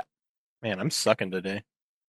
Well, it's something about like he has like demon power armor. Like there's something going on here with the thing that's making. Yeah, it's definitely not a normal dinosaur. So this makes sense. Oh, hey, there you go. Nice. Well, you get it probably does do nothing, but yeah, probably, but you might get lucky. So go ahead and you have to do it on its chest. So go ahead and roll a die of fate, and we'll figure out what it does. The max you can do is 7.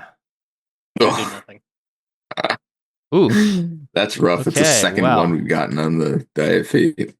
So it would be a bruise. I'll go ahead and roll for its armor. It did fail. It did get a 1. So congrats. You did actually do damage on it, just on its scales.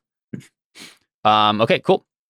So now you would close into melee. So we'll deal with what Cantarius and Theo are doing, but that's going to be what's up next. Okay, so Faustus is trying to sneak away. He's like, nope, not about this. I need to get out of this right now. I think you were at extreme range, Cantarius. Is that what we said last time? So I think if you succeed on this, you would close to optimal range. If he succeeds, then you would still be at extreme range. He would just be further away from you. Right. Okay, so I'll go ahead and figure out what dice he has. I think he has whatever the same as he had before the last time he tried this, which was 3 there. Okay. Oh, you know what? I think I forgot to put in his maneuver dice last time. What does he get for great bow? I think that matters.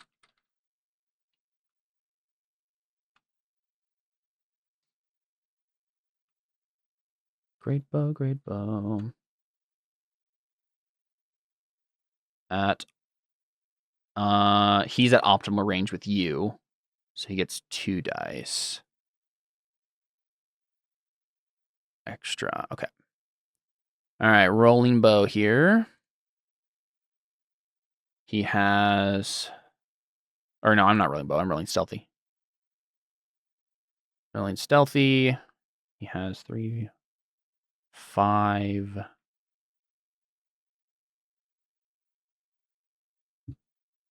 Boom. He only got a 5. That's not good. And the obstacle is us, right? Yeah. Oh, he's getting Plus 1. Yeah, you will get a free success on yours because he has a disadvantage. Okay. Cool. I'm gonna real quick spend a fate for him. Oh, but wait, we had decided to charge, didn't we? You are charging. Yep. Shoot. So Right. I assume that Theo is rolling with his steel. Oh, definitely rolling. Yeah. So your ob is 6 there, Theo, and you will get a free success in addition to whatever success you get because he has a disadvantage. I'm rolling steel. You're rolling steel because you're charging. I have 8. I have an 8 in Rolling steel. I steel think with an ob of 6. Yeah. No. Yes, ob 6. Yeah. Wow. Okay. But we get 1 free success, and he has 1 higher obstacle. Fight. Yep. Or Right. Both are true, but only one applies. Okay, so easy thing to do is spend 1 fate first, just to see. Yeah. Right. To do one die. There you go. Okay, so you can technically use your call on here if you'd like. I think because you could get some extra dice there. Did he get help from Cantarius? Oh no, he didn't. Oh, there you go. Yeah. So that'd be 2 dice because my steel is 8. Go ahead and do that luck again, Theo, with 2 dice. 2 dice. Okay. Yep. Oh wow. Nice. Oh, nice. Okay, yeah. So you're currently sitting at you can get a free success too. So actually, you're sitting at 10. Yeah, 10 successes over his 6. I don't think he can do anything else. So if you're gonna leave it, you could spend your call on still if you'd like. I mean, would that even be worth it? I mean, I don't know if you actually need that many successes. I guess you could get aim dice, but am I going to be able to use steel again? Really? I mean, not this session, probably. I'm sure. I don't know that having more really does that much. Like winning is the real important part. Getting a couple over is nice, but like all you really need is 2 over to make like free shots for both of you, and then yeah. If you wanted to aim. If you want to spend your call on, you will get though? 2 extra dice so you get to roll. You didn't actually fail a lot of dice. I don't. But yeah, just in case one of us gets injured, maybe it'd be good to just. I don't think I've ever used this call on. What call on do you have? It's Show no fear. This is actually worth it, by the way. Aiming, you can do this. You can do it multiple times. You get +1 die to your skill per success, up to half perception rounded up. So you could give yourself up to half perception rounded up more dice if you had that many successes to spend. Up to 3 more dice. Yeah, so you could, if you had 3 successes to spend, you could both get 3 extra dice on your. Well, if you had call 6 on extra. just re-rolls the failed dice, right? Yeah. So I think you're rolling 2 dice because most of those failures on that steel roll are re-rolled. I sixes. did not mean to do that. Oh. Yeah, it should be more than that. It like double clicked or something. You're good. Nice, dude. What the heck? What was happening? It's like malfunctioning. That wasn't his roll. I just hid the roll he made. I see. Okay. That wasn't. I thought he got roll. 3 again. I was like, what? Go ahead, try one more time. 2 dice, you said? Yep. Oh, nice. There you go. Nice. You even got another 6 and rerolled. So how many excess successes do they have? So they have currently 12 successes against 6. Oh, I've been spending fate. That was That was so. Yeah. He gives you us need a free shot anyway. Need 2 of those 6. I don't think you get a free shot, do you? He didn't fail a charge, did he? Think so. He didn't fail a charge. No. And you're not holding, are you? I'll double check. Okay, so you are. Did he get a free shot against us because we charged? Well, yes. But so you need 2 successes to both make an attack, and which means you have 4 successes you can spend. You could both do your attacks with +2, or one of you could do attacks with +3 and one with +1 if you wanted to aim. He did sneak, right? Yeah. Yeah, so he gets a free shot because you charged, but that's it. 2 teams for what am I doing? I'm trying to find the stupid 2+ to shoot. No actions. What are you looking for? Maybe I just need to look at the range and cover handout. I think you might be right. I just trying to find more information on this. For what? What are you wondering about? For sneak. Oh yeah, that's what I need to do. I need to go to range and cover here. I just want to know what the actual action says. Oh, for sneak. For sneak again, yeah. Interestingly, it says sneak in, and I wonder if that implies sneak anything. Out is a different one. Oh, you're right. There is. Yeah, it's just down here for some reason. Okay. Weapon range, position, and stride. Yep. Okay. If successful, your character withdraws 1 category. That's the only thing it says. Okay. So, yes, I believe he gets 1 free shot on you because you're charging him. Just the assumption, I think. I'll double check that. Yeah. Charge. Always shoot, even if they lose position test. Your charge is 1 free shot before you close in. All right, cool. Yep. Hopefully neither of you die because, you're not wearing armor and he's automatically going to like super crit. One thing we need to decide right. One thing we need to decide right now is who's taking the hit. You get to decide. Probably me. Yeah, I'd assume so. You're holding a shield out in front of him anyway. I'm pretty sure that just gives him like a +1 op though, right? So he's just going to win by 9 instead of 10 or whatever. Oh yeah, maybe we'll see. It might hit a shield and block off.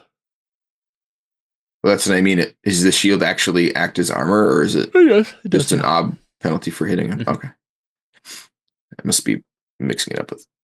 I think there is some special rule. It might be like if you're trying to hit if you can't like move the location to a spot he's exposed or something. I'll check. Oh, okay. I think I'm mixing it up with the Pendragon rule for a penalty to hit people with their shields. Okay. You're a real steal. Okay, so you get you have 6 successes over, which means both of you get a shot if you would like, and then you have 4 remaining successes that you can spend on things, such as prayer. But you can only do that once. You can't just like keep doing it over and over again. It's just like basically it's like something you could do in that time that makes sense.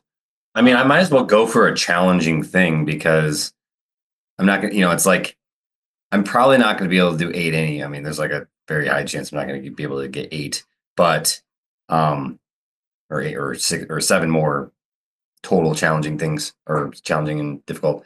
But if I could like do that 15 ob to the trident, do I have enough time to do that? I mean, it would still be like a try. It'd be like a last ditch effort faith roll.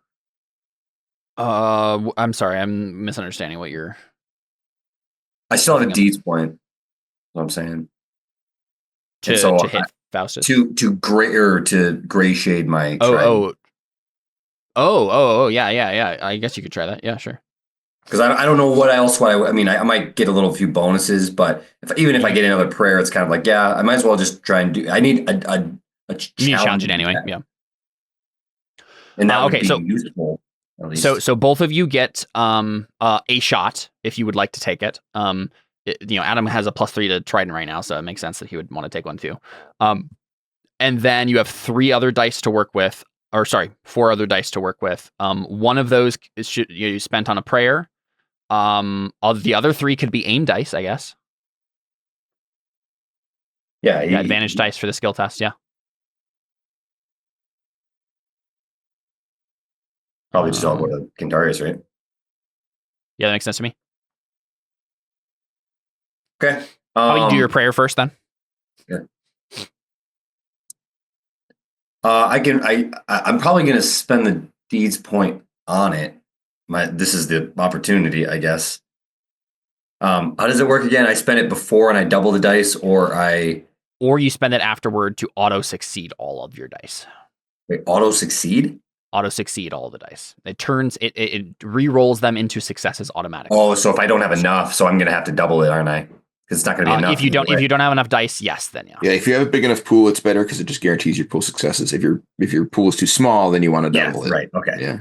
Or you can spend 2 and double it and then auto succeed. And as a reminder, you're doubling your faith exponent, not any advantage dice you might have. I don't know if you have any, but I've never rolled I can't add it to faith, right? yeah, you can't. You can't get forks or anything. Yeah. You're spending your deeds point right now. He's going to try to make his faith, his trident, gray shaded. Permanently, right? Oh wow. Yeah. If you're doing what was it, Ob 14? I think we said. Yeah, it was like 14, at least 14. Yeah. So how do I double it? Do I just put 9 advantage or something? No, Ob 14 was with 2 people. Ob 13 if you just want to gray shade your weapon. That's what it is. Okay.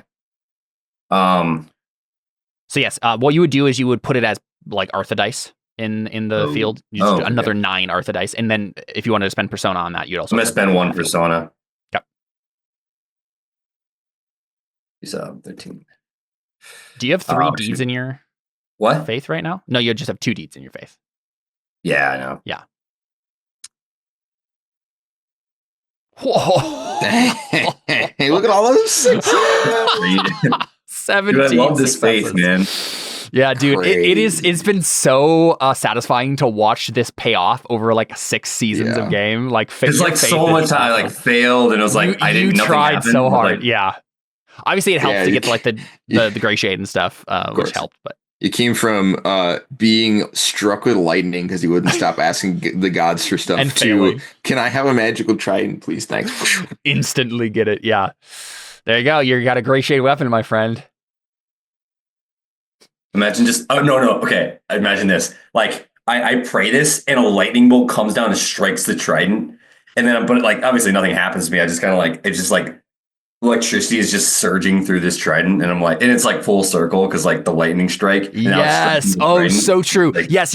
We get a scene. We get a scene where Narani is talking to her son, the god of fire, the same god she talked to before, and said like, you know, he was the god was like, can I smite him, mother? And he's like, yes, please, just don't kill him. And instead, he turns to her and says, The herald asks for power. Can I give it to him, mother? And she looks down and like gets a soft smile, and she says, yes, he's earned it. And then we see the lightning bolts. Trident. And I like to think you get your struck trident by lightning again, but this time it's exactly. It just strikes the trident, right? You like raise your trident in the air, and and you get electrocuted, but like it doesn't actually hurt, right? It's just like power. I like to think that your trident now has like electricity stylistics now, right? Like looks like kind of like lightning bolty, periodically surging. Yeah. Yep. It's the bolt of Zeus now. Yeah. Does Theo's skin like turn like pale and wrinkly, and he looks like Palpatine now, or unlimited power? Yeah, I was like, don't let him kill me. Don't let the dinosaur kill me, Cantarius. I can't hold on any longer. I have the power to save you from the black lung. Okay, so I think the order should be Cantarius now. I think like if Cantarius, because I want to give Cantarius the chance to like take Faustus out because he's kind of been his main like enemy the whole time. If he doesn't though, then it makes total sense for Theo to then just like lightning bolt the trident into his face, right? I think it's funny that it's a trident, which is Poseidon, but then it's got a lightning bolt, like the bolt from Zeus. It's like it's kind of like backwards. Yeah. This is our own lore. I mean, yeah. You have a trident because you were a patron of Narani, or Narani was your patron. Then she's the goddess of the oceans. Yeah. But all right, Connor, time to add up those dice and attack Faustus again. I think the ob is the same. We get to shoot first before he gets to shoot. Is that it's all happening? It's all happening simultaneously. So he will get a shot on you, even if you kill him here. Like his shot goes off. So it's going to be an ob 10 then, because he still has his. Oh, actually, wait a second. I need to check on the Eldritch Shield because it might have gone like dissipated. I think like a thing happens when you hit it. Let me check that real quick before you roll. But you should have the same amount of dice, I think. +3 for aim dice. Okay, strength 3 shield. Subtract the shield strength from the successes. If the shield reduces, blah, blah, blah. If the spell is not completely reduced, subtract the shield strength from the spell cast and use this number as the new power effect. Yep. If the shield is knocked down, the caster may. Yep, that doesn't matter. Yeah, it just needs to be sustained. Okay. So ob 10 is your new. Can I make the argument that I can? Sorry, what? Your ob is ob 10 because he has the Eldritch Shield active still. Okay, so I think demon affinity works for this then. It does, yeah. I'm fine with that. And you remember you get an extra 3 dice from the aim dice that you guys took. So Cantarius is taking some extra time to make sure he gets it right this time. Oh, really? Yep. How do I get aimed at? You got a bunch of extra successes on your maneuver, so you got 3 extra dice. Oh, wow. Okay, cool. Here. Well, so I mean, it depends. Oh no, because Theo can do a thing and shoot, can't he? Mm-hmm. Yeah. Because you had 6 extra successes, so it would cost you guys 2 to make 2, 1 prayer, and then 3 at aim dice. He had 6 successes over. Oh, so Theo's not gonna aim his attack. He already has a +3 for faith to his trident. So okay. Right, cool. that's what Adam said. Adam said give it to Cantarius. Gotcha. Okay, sorry, I missed that. I just wanted to check because. I also thought that I was not taking it up, but that we both get +3, so that's good clarification. Okay, so the base op is 10, you said? Yeah, because of his Eldritch Shield. You do get a free success though, because I do. That's good. Yeah, because he has a disadvantage penalty. Yep. Yeah. In which case, I'll also roll fate. So you're sitting at 10.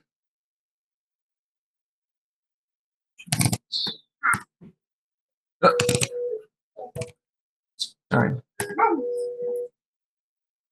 You didn't see it, Connor, but when my first steel test, I rolled 8 dice and I was like 1 ob. I literally got 1. No, I saw that. Oh, you did? Okay. Yeah. Yep. You spending fate then, Connor? Is that what you're saying? Yeah, I'm spending fate. Sorry, I can only spend 1 because it's already open ended. Yeah.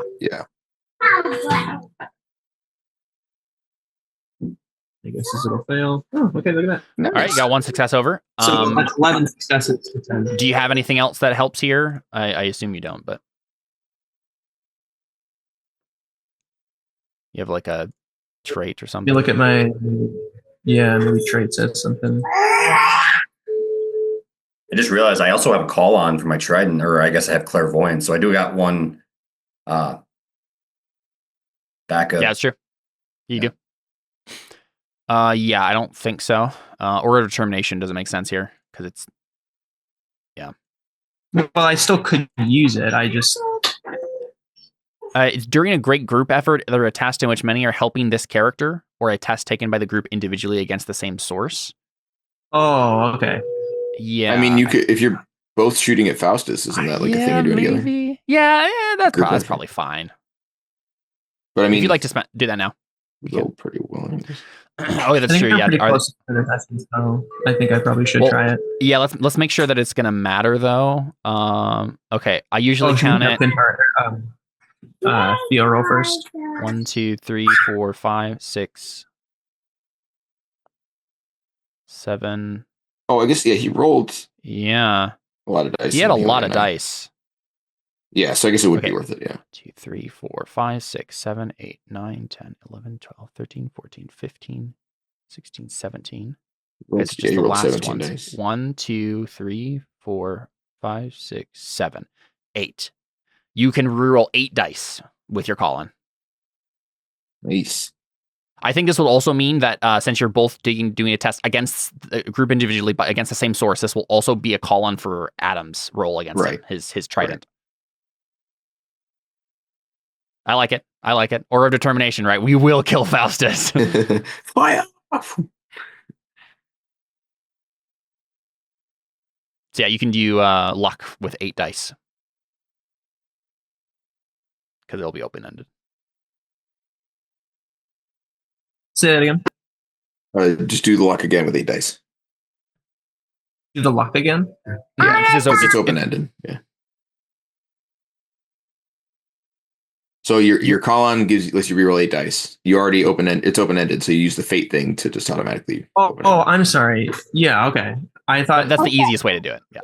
For whatever reason, I thought you were talking about something different than or determination. Yeah. You said 8 dice. 8 dice. Yeah. Yep. Okay. You had 9 failed dice, but you rerolled 1 with that fate right just now. So. Right. All right, another 3. Okay, so that means a total of 11, 14 successes. So let's take a look at your... So as David said before, you're probably good on armor. He probably is going to fail, so it probably doesn't matter that much. In which case, if you piled in... Let me rig the die once. No, let me rig the die twice this time. That way you're guaranteed at least a standard hit. Yeah. +2 guarantees you standard, +4 guarantees you superb. I should have last time actually, because I'm pretty sure the degree was not going to go down very much at all. So if you do that, you'll be guaranteed to get at least an 8 on him if you put the rest in power. Which is huge. Okay. All right. Go ahead. Roll that die fate. +2.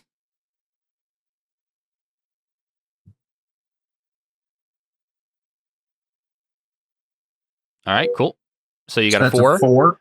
So you did do a B8 wound on him. I will roll for his armor, but it's very unlikely that it will matter. You have a VA of 2. Which means it's for sure. Nope. Oh, it almost mattered. He'll spend a fate. Oh. He'll spend. Great. Yeah, just 1 fate. I think he's running out. Yeah. Okay, so he did actually block it. Pretty unlikely that. But I guess he had 3 deaths against 3 ob. Yeah, you got a 6 that time too. Okay, so this is, again, narratively, this is less his armor actually blocks your thing somehow, and more just he has barriers between you and him, and the Eldritch Shield weakened the blow, and so he's able to just fight it off enough. I think he got a 1 on. Nope. No, he didn't get a 1. Okay, cool. His armor's still intact then. Yeah, Cantarius, you're trying as hard as you can. You did a huge hit against him, but it doesn't. At the very last second, like he manages to block it. We can see Faustus sweating profusely, just like he knows like how close he was to just being like taken out. But then he looks behind him at Theo, behind you at Theo. I think it'd be most dramatic to do his shot against Theo now, and then have Theo do his trident on him. Does that make sense? Yeah, that's fine as long as, and I'm assuming this is going to matter for Faustus too. That if Faustus gets wound dice on him, it doesn't affect his roll because it's all happening. It won't affect either of your rolls. Yeah, exactly. So I don't think it matters. Then that's fine. Yep. Okay, we're gonna do a bow. What did he do for bow? Wait, why are you saying it doesn't affect? So like if he hits you and gives you wound dice, it won't affect your actual roll for this because they're both happening simultaneously. Oh, okay. Yeah. And also, if you hurt him, it won't impact his shot against you here. So, kind of just wanted to make sure it wasn't going to matter who went first before Faustus shot. Okay, so his ob against you, Theo, is optimal 2 +1 for shield, and I think we'll give you another +1 for like the obstacles and the stands and stuff. The way that you're positioning here, because he would have to be moving across the so like to the right, which would give you some blockades in between. So his total ob is 4. Whoo! I guess total ob is 5 because he has a +1 disadvantage, but he got 7 successes over. You know what? Might as well just spend a fate. He has 4 6s. Okay, so his final dice is 15. Jeez. That gives him 10 dice over the ob, which means he doubles the ob. I mean, I think he triples it, doesn't he? No, well, it's the successes over, not the total successes that count for. I see. For that. Yeah, if you triple the successes after the ob, like your extra successes, then you for sure get +3. But missile weapons. Just gonna shoot you straight through the eye. Yeah. Totally. Oh, you see it a shield. I forgot. Okay. He does. So he would have to spend. Well, actually, how does that work? I'm trying to figure out if he has to spend those successes to do it. As in, like, what happens after this attack? I mean, we're doing the, like if we close in on him, it's going to kind of change the dynamic, isn't it? I mean, you guys are still pretty far away, I think. You are, yeah. You're at optimal range now, I think. Yeah, that's what we decided. Yeah. So you have to do one more maneuver to actually get to him. Okay.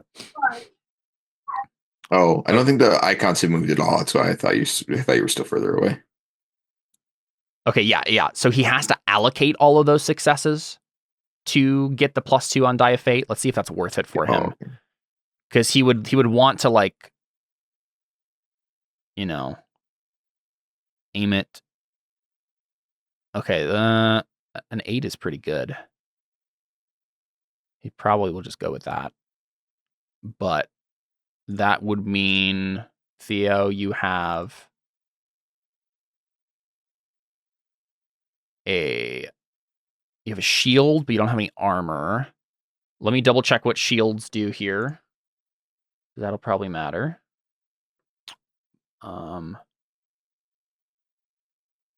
Shields versus armor reduces the shield dice minimum of 1 die. Or sorry, weapons versus armor minimum 1 die. Remaining dice are used in block. Blah blah blah. What about in ranged and cover? In ranged and cover, it might just be the +1 ob. Yep. Okay. Target shield. Yep. Okay. Max lock dice. No. Destroyed shields. I guess I just need to look this up on the actual book. Because I know it like gives penalties and stuff, but it has armor dice, so I'm assuming that you can also block. Because okay, you can do it like with block and strike and in fight. But in range and cover, it might. What are you trying to determine? Here we go. Shield versus missile weapons. Shields may now actively block incoming missile weapons. They do provide cover.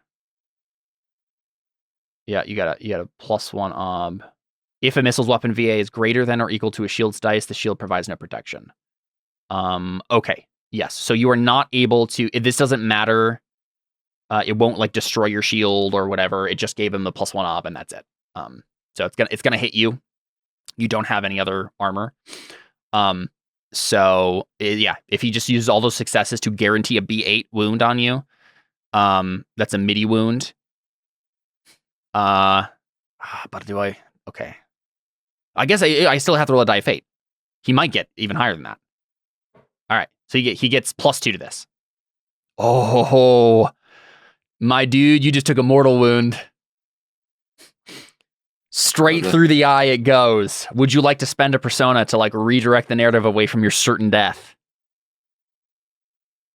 Either way, you're gonna get your trident. You're gonna get your trident shot off at him. Do we want to roll that first before we decide? I kind of want to. You just both get shot through the eye. Exactly. You just drop dead. Okay. So like as it stands right now, he's going to kill you, right? Like and like he's honing in on me. Yeah. Well, so I think he's honing on Cantarius, but you specifically said, like, I'm blocking, like, you have your shield in front of Cantarius. I assume that you're going to be the one taking the hit here, right? Like, that, I think that's what we decided. So we see, like, Cantarius is going to die, right? I think Cantarius is going to take the hit because Cantarius wants to be the martyr. Okay. I don't know what happens when the players argue about who wants to take the hit. We can talk about it, but what we could do is like, you know, it has like redirect it. Is it possible to redirect it towards another player? I'm saying take the shot at Alfons instead. Not like I'm like deflecting it to Cantarius, but like Cantarius, I'm not saying he has to do it. I'm just saying like, does that even work if they were like, if you're spending a persona to redirect the narrative away from your certain death, you've taken a mortal wound at this point, or you haven't taken a mortal wound at this point. You're about to, and so you could spend a persona to basically you have to put yourself into a situation where you would have to roll to get out of it. It's just as dangerous. It's like there's a chance of you failing, and if you fail that, you actually the arena right next to the T-Rex. Yep, sure, yeah, that's perfectly reasonable. Yep, and then it gets like I have a different answer actually.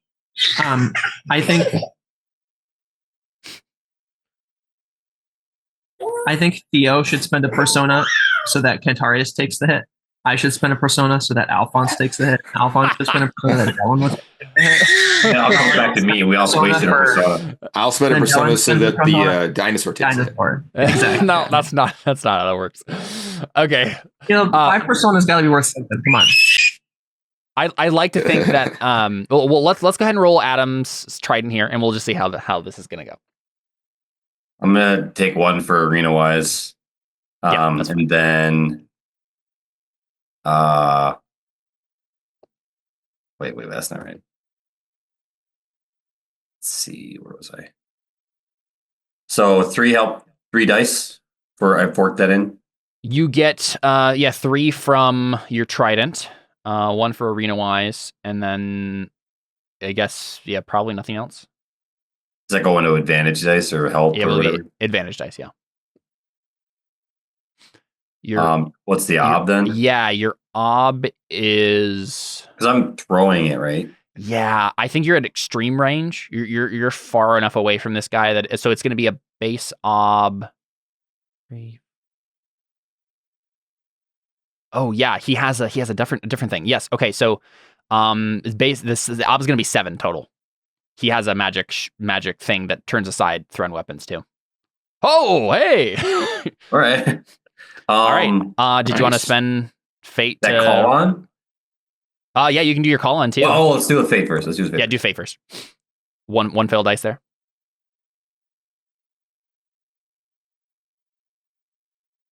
Nope. Okay. So this means 1, 2, 3, 4. Wait, 1, 2, 3, 7, 8, 9, 10.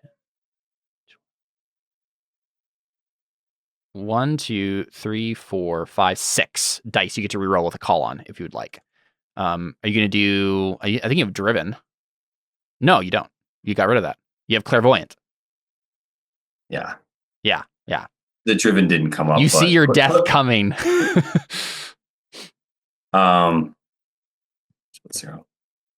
How many am I rolling?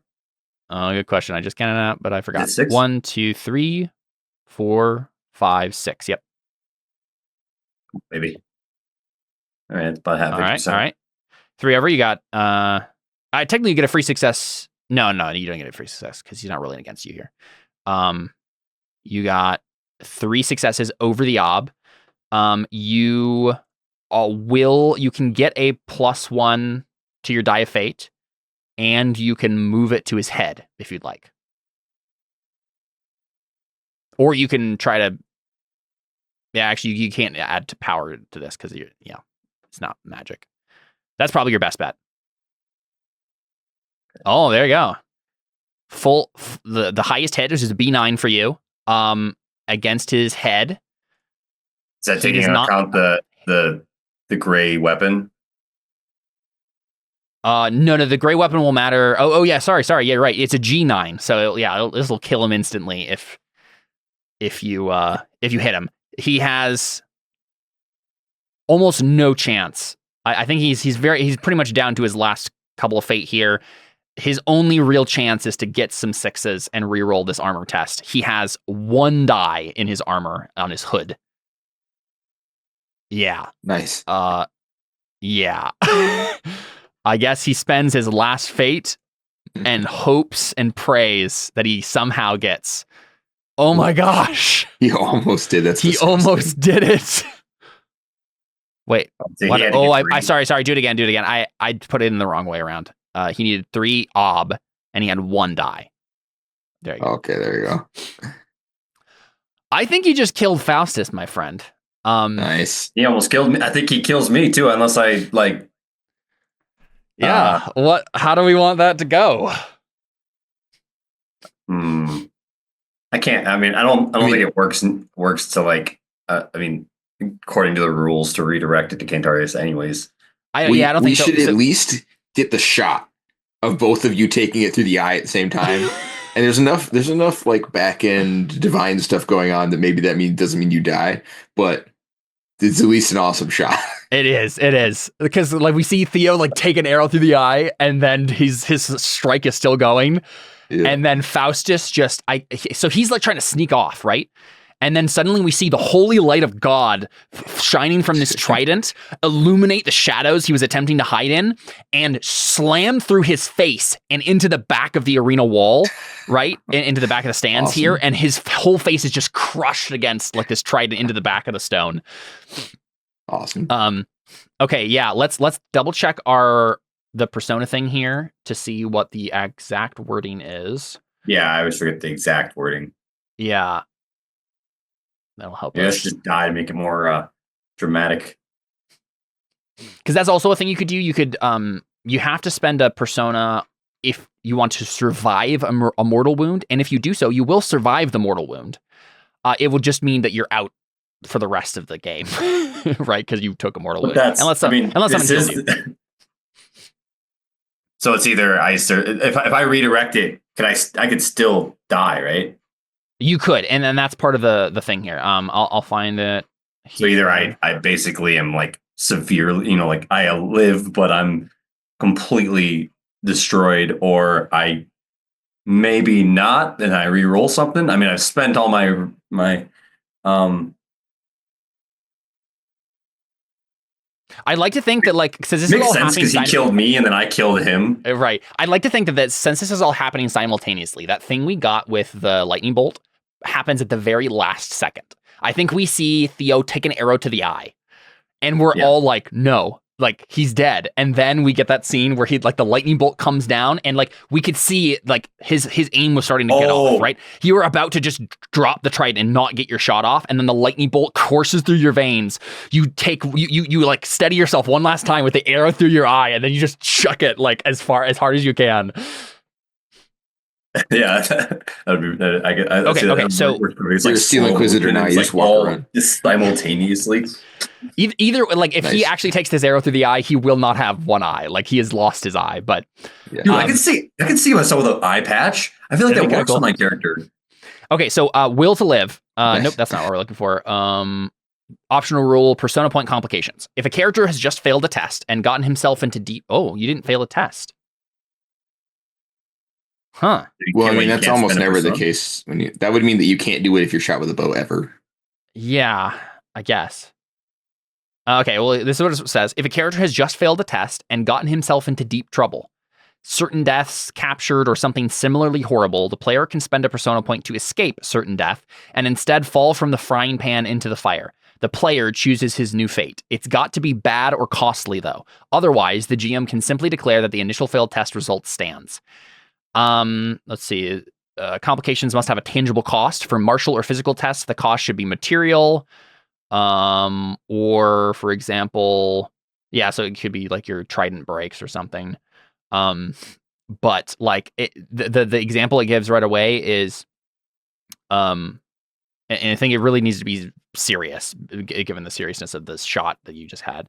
The example it gives is that a ranger sneaks into a bandit camp to investigate. His player fails to roll miserably, surely to be caught. As the bandits come to investigate, they find a bow and quiver hanging curiously on a thin branch. No, that's not the right one. What was I looking for?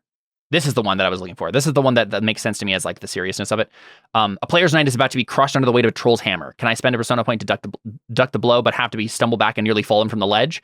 My character would have dropped his sword and he'd be hanging on for his life as the troll advances. That's the level of seriousness we're looking at here. It has to be like you have to now make another roll, and if you fail that roll, you will die. He should fall onto the dinosaur or under the dinosaur. It's such that the dinosaur is going to try and kill him. You know what I mean? Like I don't know if that would be dramatic. No, do the other way around. Yeah, no, like The dinosaur should jump on top of Theo. Because like probably what's going to happen here is Dellon and Alfons are just going to like kill the dinosaur as like they're going to get into a fight with the dinosaur in a second here. Yeah, I mean that example could have a guy who's about to kill the troll in it. Yeah, that's true. But yeah, I mean, I'm just trying to think of that could make sense. It just doesn't seem narratively appropriate somehow. right. Yeah. But like he somehow survives the arrow in his eye and then he falls down and then the dinosaur eats him. Could it be something like I'm gonna die and I have to make another faith roll to like survive? Oh sure, yeah, that's easy enough. Yeah, because it's just like you have to make another roll or else you die, right? Yeah. I like that, right? It's the idea is like you're standing there with the arrow in your eye. The lightning is coursing through your veins, but you can feel your heart fading, right? Like your heartbeat starts to like stutter, and you can feel like I'm gonna die, and so you need like the one last moment of like. And I'd like to think this is like Theo asking God, "Is it my time?" Right? Like, and if the answer is yes, you're going to be like, "Okay, I accept it." Right? And then Theo will fade. So this Time to would save or be a suck. 10? This is a 10 with no help. I think so. This is going to be the one that I fail. I think the canon is calling. I was like, what are the chances that I succeed and die at the same time? Right. That's amazing. Also, you're dying in front of Cantarius, whose whole thing is being a martyr. It just feels. Oh man, it's gonna like a slap crush in the face. Cantarius, man. Yeah. So you spend any persona? I get persona or whatever when I make step towards martyrdom. Is there a way that I can roll for this or make a step towards that? I don't know. What do we want to? Do we want to say that maybe Cantarius? You know what? Let's wait until Adam fails. Let's wait until Adam fails this test, and then I might give you a chance. Yeah, I have a thought. Oh man, you spending your last persona? I mean, you got to spend them all, right? Well, no, because I'm spending it to do this, right? Do you have? Wait, you only have one persona I have left. One left. I saved it. Oh no. Well, a good thing you did. Yeah, I mean that's true. All right, good luck, buddy. I loved playing with you, Adam. I still think you should have the dinosaur say, "Never let him know your next move," and jump on top of. Just eat him. Oof. Do you have fate? Oh no. Yeah, I have fate, but I can't. 1 in Is it 12? automatically rerolled, or is it I spend 2? You can only spend 1. You can spell a fate on You gotta get one a failed 6 on die. it. You need to get. Oh, it's a 1 in 12 chance. You need a 6 and then another success. Is it gray shaded? Is Yeah. the fate It gray is. shaded? Yeah, it's gray shaded. Yeah. But if you don't Automatic get a right 6, it won't re-roll again. So you need a 6. You need and a then- 6 no matter what. But yeah, make sure it's gray shaded before you roll the luck.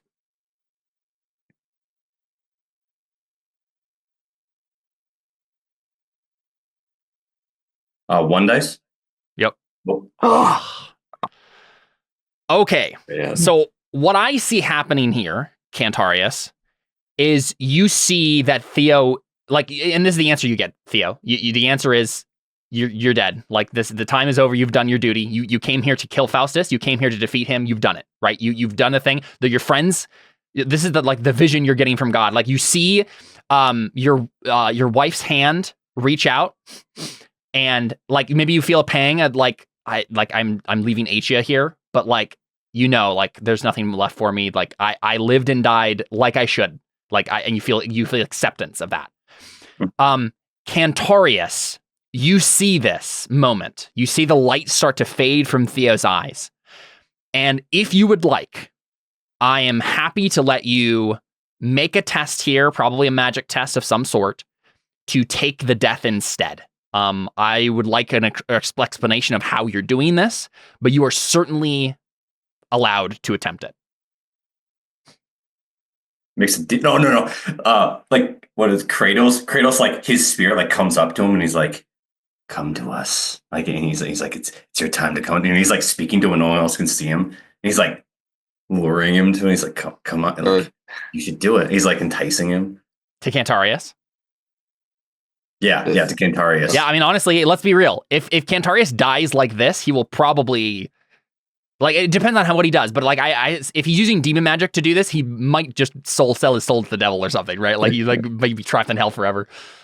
Well, I mean, I kind of have like a fudge the dice kind of way. My thought was I would Okay. just make a speed test, but I thought it'd be interesting if what's going on in the narrative is that I'm using the intellectual and physical discipline to swap our minds and bodies. Wait,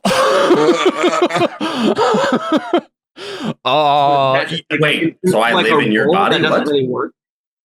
So I think I would just do a speed test. No, I don't think we should do a speed test. I think that the thing that matters here is, so he's taken an arrow in the eye. I think we've moved past it at this point. You can't just jump into the way of the arrow. I love that idea of like, yes, doing a difficult, like, yeah, intellectual physical discipline thing to basically switch each other's. And I we'll do it in such a way that, like, I don't think you'd be stuck in Theo's body. That seems dumb and weird. But like your bodies would change. Yeah, like you just become swap, each other instead. Yeah. That'd be cool. Yeah. Our physical wounds. So right. my eye, like, it starts bleeding and his is fine. Sure. We get really close. Yeah. Oh, I would say maybe. Yeah, I thought you meant like. Yeah, no, I guess that makes some more sense. Yeah, okay, never mind. That'd be cool.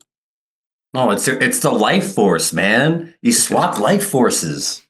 Spirituality, man. I could also just make a physical discipline roll.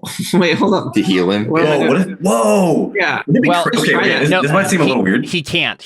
What if we swapped eyes? Like, I know that sounds weird, but it's like, what if I saw, like, like I have like a different colored eye. I have like Cantarius. And it sounds weird, but it's like you don't really notice. You just know that like something's not right. Like two different eyes are kind of different. That'd be cool. Oh yeah. So, it's like and like a part of him is like I literally have a part of him.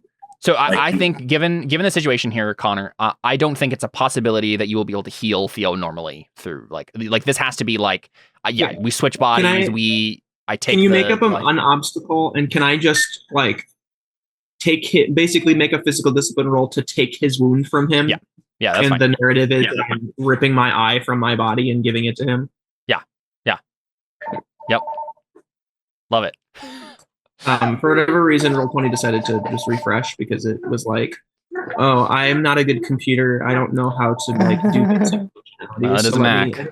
I mean, when you try and surf the internet with an apple, a fruit, Yeah, it's a good point. It's kind of like what they say about potatoes, like a potato calculator. Yeah, exactly. Yeah, so I'd say, Connor, if you're trying to do a physical discipline thing like this, you will be rolling physical discipline, and it's going to be much harder. If you would like to try something else, like with the intellectual discipline, like like giving up your soul so he could live, or something dramatic like that, feeding all the demon energy out and trying to transmute it into life healing stuff. Something like that could be intellectual. If he fails one, can he do the other as long as they're separate, like different types of rolls? Maybe. Like he can't roll the same intellectual discipline twice, but he can do he's like, this one didn't work. The one issue is usually when people fork skills into a roll, I usually don't let them use that skill again. I suppose. That's true. Because you're kind of just choosing your poison at that point. So Connor, what do you want to try? Well, it depends on. I can see this being an intellectual discipline instead. Oh, you could? We would just have to frame it slightly differently. On what grounds? We would have to just frame it slightly differently, is what I'm saying. Like, you could say, I'm not saying you could do the eye thing with intellectual. I'm saying you could save Theo with intellectual if you framed it differently. As you framed it right now, you're using the physical discipline. Right. What's your thought? Something with demon magic, aura reading, that sort of stuff, right? Like you spend the like. Wait. Oh, never mind. I was thinking the fact that Dellon was there, but destroy your own mind to save his. Right. Let the demon magic overtake you. That sounds like a bad idea. Yeah, because I'd probably just have you be evil now. Yeah, that's what I just thought of that. We'd know that it wasn't really Cantarius, No. We're like, it's not him, it's okay. No, he takes Faustus's place. Mm-hmm. I think that's what happens if he failed to do something like that. There's like an unexpected season that comes up and we have to kill Cantarius and just like, brother, I'm sorry. You were the chosen one. What do you think? I mean, if you have been planning to go that way, I'll definitely do that. That's fine. I think we look at my one. if you try to do physical discipline, I think you're going to fail. I think the difficulty is going to be high enough that you're just going to fail, right? Well, I was wondering what the ob was without it being like, okay, tell me the ob, so I have to roll. But in like, how difficult is that in terms of like a physical discipline spell? Very difficult. Like, I mean, yeah, very difficult. I think you're going to have enough trouble trying to do something with intellectual discipline, is what I'm saying. I think we should try to. Yeah. I think we should try to. What I'm saying is, I think we should try to play to Cantarius' strengths and try to find a way you can use intellectual discipline instead. Oh, Connor, you're rolling sensory discipline. You're switching your eyes. I thought about that, but it's kind of dumb, but I love it. Let's do it. This is so full circle. You should just give Theo the ability to see through your eyes. Right, as like long as it's supposed to be like for all of it, and that's fine. I mean, you haven't let me use Junkwise a single time this game, and we're supposed to be able to do rolls like that. So there you go, to make up for it. Speaking of which, I think I should be able to fork Junkwise since his eye is just junk now. Sure, buddy, I'll give it to you. Oh, sweet! I get to fork anatomy too. So because I'm thinking what happens here is if Theo, I get to fork mending. Wait! I get to fork mending. Sure, I'll give it to you. Why not? What was it? I'm thinking what's going to happen here is if Cantarius succeeds, Cantarius is going to like take that wound for him, right? And what Theo will happen to Theo is Theo will have one eye that's a normal eye and one eye that sees in auras.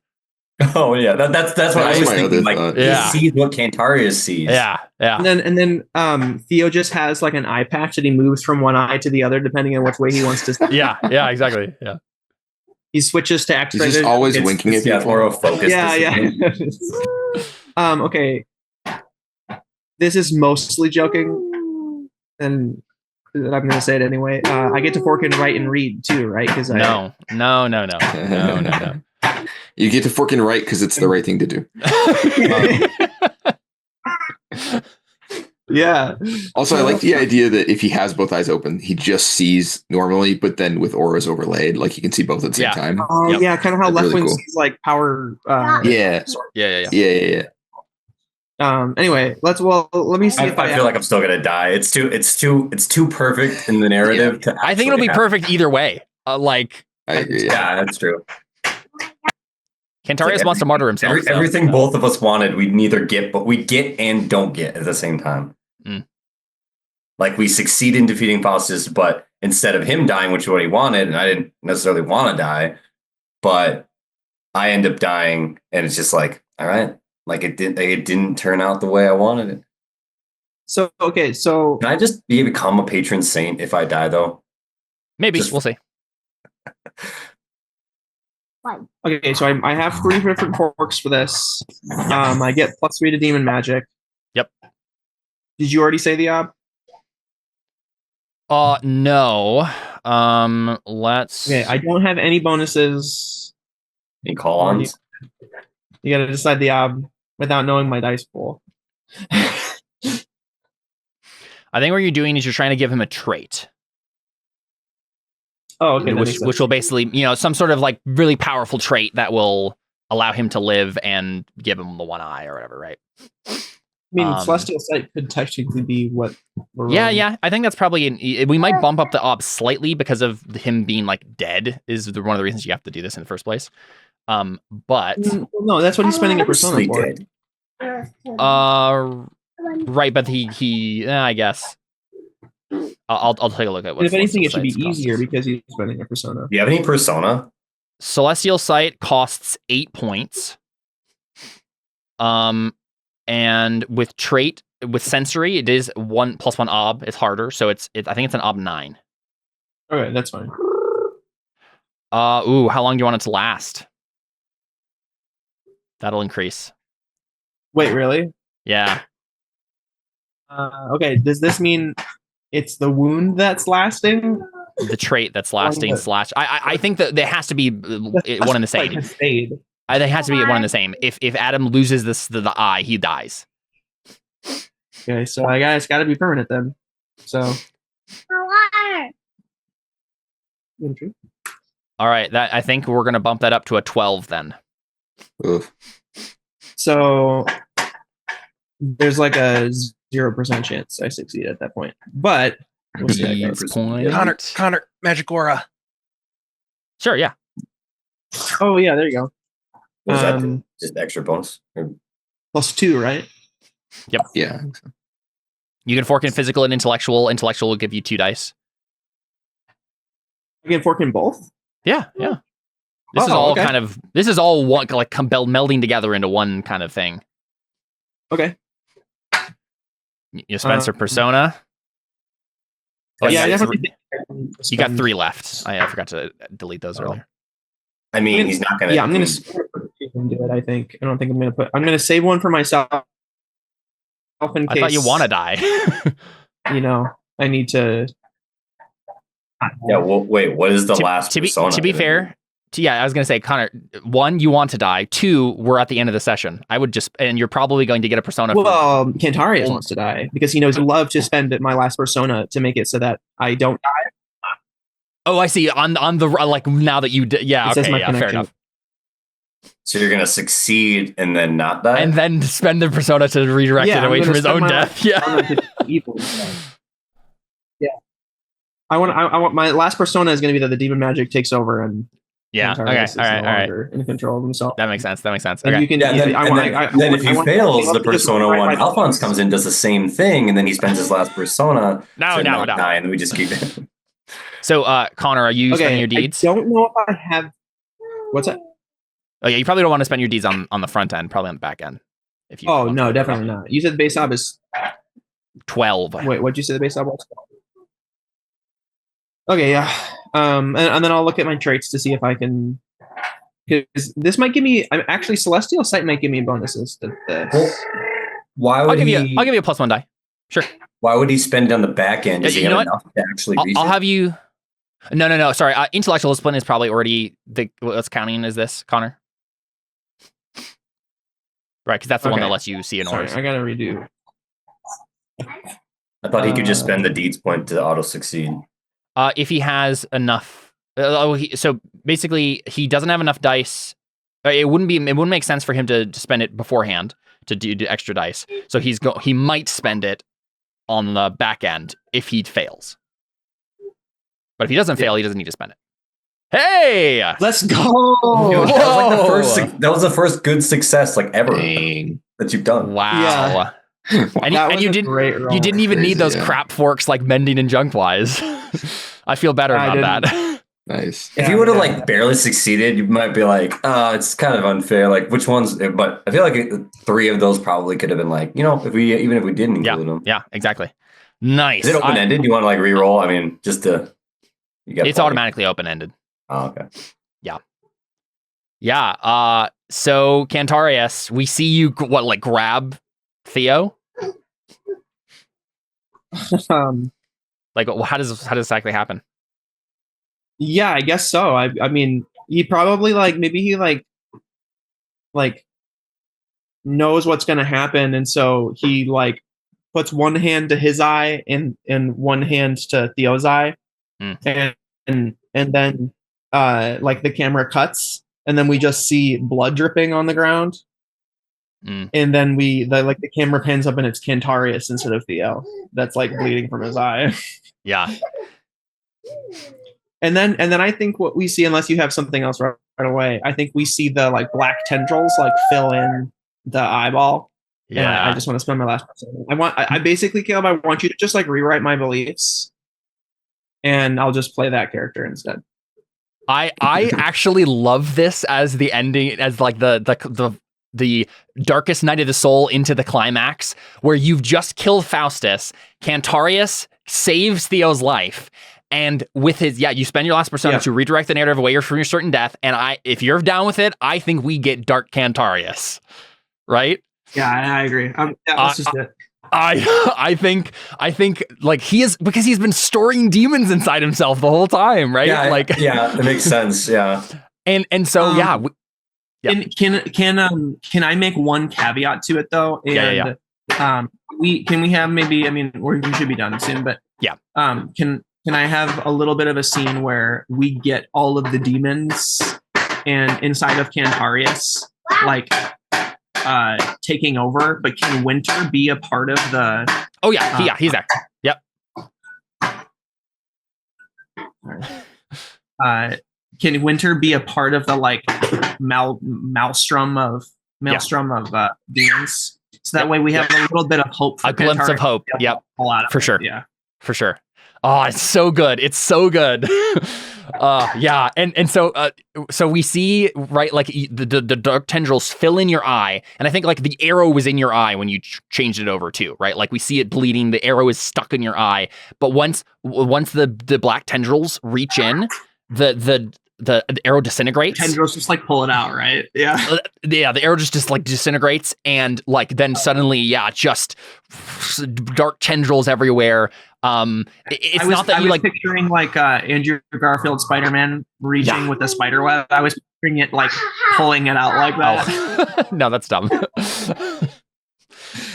We don't see the Cantarius like turn all black or something, but like there's tendrils way all over, like black vines basically. I think kind of like I think Venom or something. Like Venom, yes, it's definitely a Venom. The eye should reform. I think the eye should reform as like that, like black stuff. I mean, you already had kind of like dark pits of eyes with the aura reading stuff, but yeah, I think maybe we get instead a fire, like a dark fire in your eye, maybe like a purple violet flame in that eye. And what So like obviously Cantarius is evil now. What do we see? Like, I think it should be like there's no eye there, but like when the eye is open, you see the like black flame underneath. Yeah. Like I think obviously what happens is like you've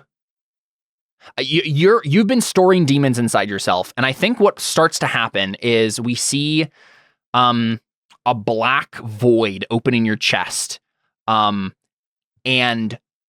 we don't necessarily like none of the characters can see or understand this necessarily, but we as the audience I think get a view from Cantarius's perspective in the aura world, and you just start the demon power and starts pouring into you.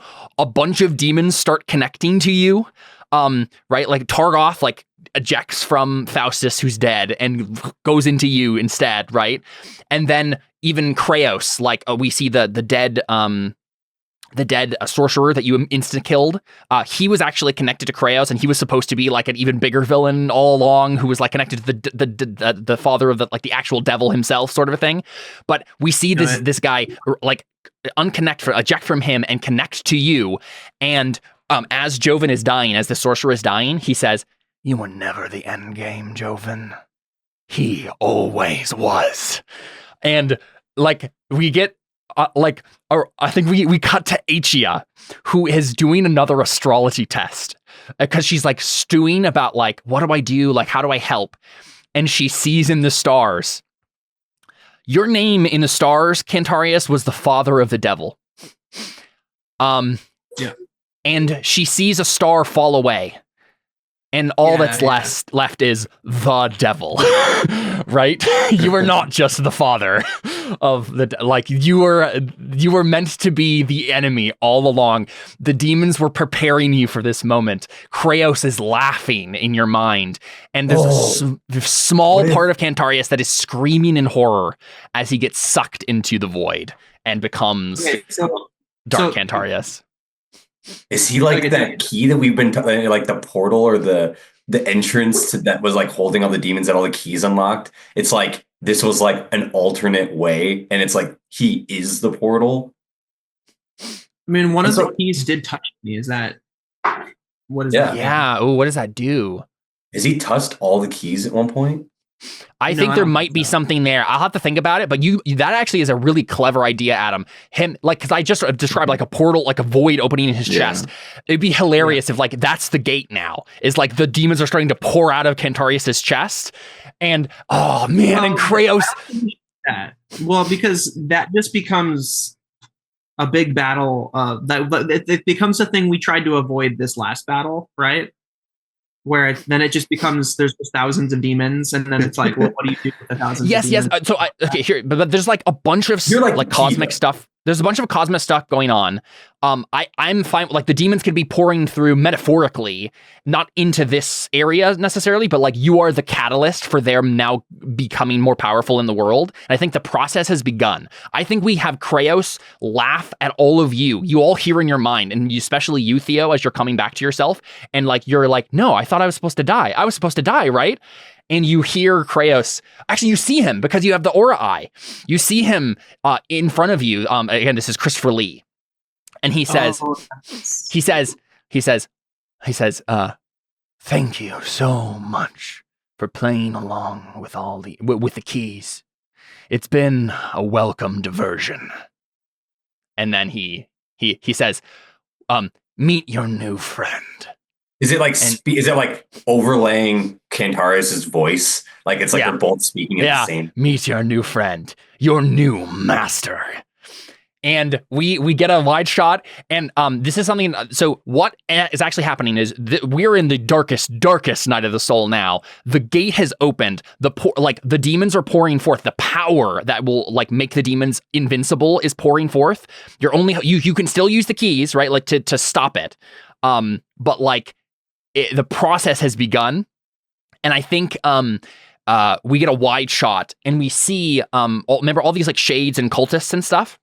So one of the things that's happening on this planet, the gods did to keep the demons like from like taking over, and like one of the reasons they imprisoned them, demons have an ability to shapeshift. They can take multiple forms, and on different planets they take different forms. The gods locked the demons into not having any physicality on this planet, which is why they have to be like possess people and whisper in their minds. This portal opening in Cantarius's chest and starting to power them up is allowing them to take form once more.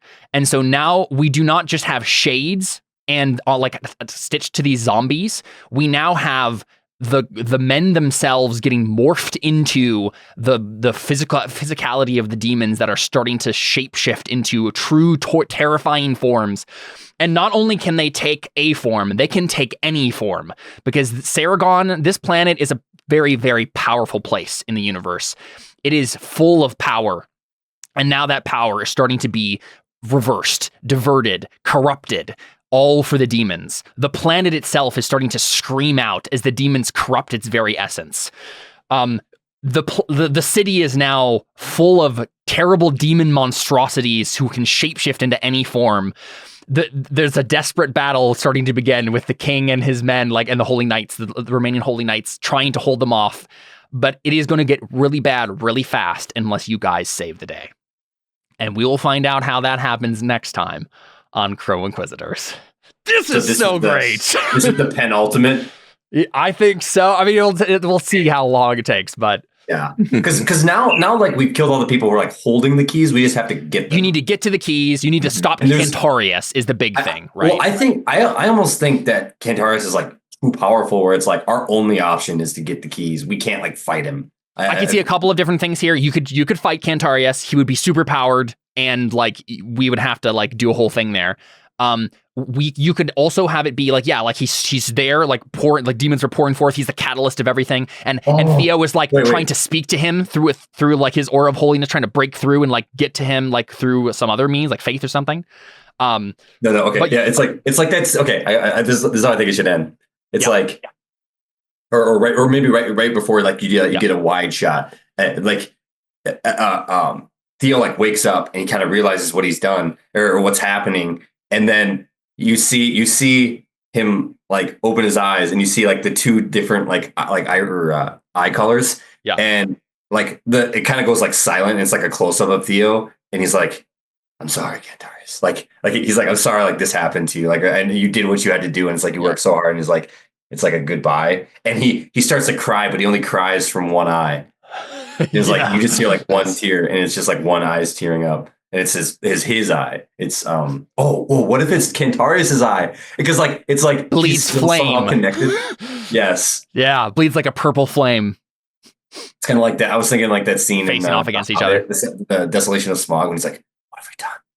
Yeah. Oh yeah. This is definitely like Dark Night of the Soul. Like, oh no. I assume that Dellon and Alfons' main goal is going to be get to your son as quickly as possible and try to reverse this, right? Well, I think right now we're fighting a dinosaur. I Wait, think so. do you want a quick like roll for that? They're all probably going to kill it. Cantarius gets on the dinosaur. Rise the dinosaur into the city, terrifying everything. Yeah, he's like running around. You know like, what? You know what happens? You know what happens? You know what happens? The dinosaur transforms. As the demon power comes through, it turns into a true dragon. Oh, good. It turns into a true dragon. That's what happens. Yes. No. Okay. So, I have a couple of thoughts before you guys get carried away. What was the last thing that you said, Caleb, as to like what was going on in the like what was? I missed something. Yeah. As you are beginning the process of corrupting the planet. So the demons are not only getting free from their prison, but they are now going to reverse the effect and imprison all the gods and make all the magic evil magic, right? Like they're going to reverse everything. And as part of this process, the demons are now getting more powerful. They can take physical form, and they're starting to wreak havoc around the world. And yeah, you're the catalyst for this. So they could try to kill you. They could try to kill you to end the process. Okay, I have a couple of thoughts. So first of all, should we say that like, being the enemy? Let's let Connor speak. Sorry. Who? What? He has a delay. Cantarius being the enemy instead of the bigger demon that was the enemy all along is so much more satisfying to me. So I'm really glad this turned out this way because that's like a personal pet peeve of mine. I think that's when that happens in shows where it's like, here was the real enemy the whole time that you never knew about. I hate that. So I'm glad that I got to do this. And then other thing is, I think maybe what would be interesting is I'll just play as this evil demon boss. Yep. And like the final conflict. But then anytime someone gets through to me, Cantarius gets to make a roll to like break out. I like it. Yeah. I mean, we do that, or like maybe every 3 turns, Cantarius gets a turn of like himself. I'm imagining.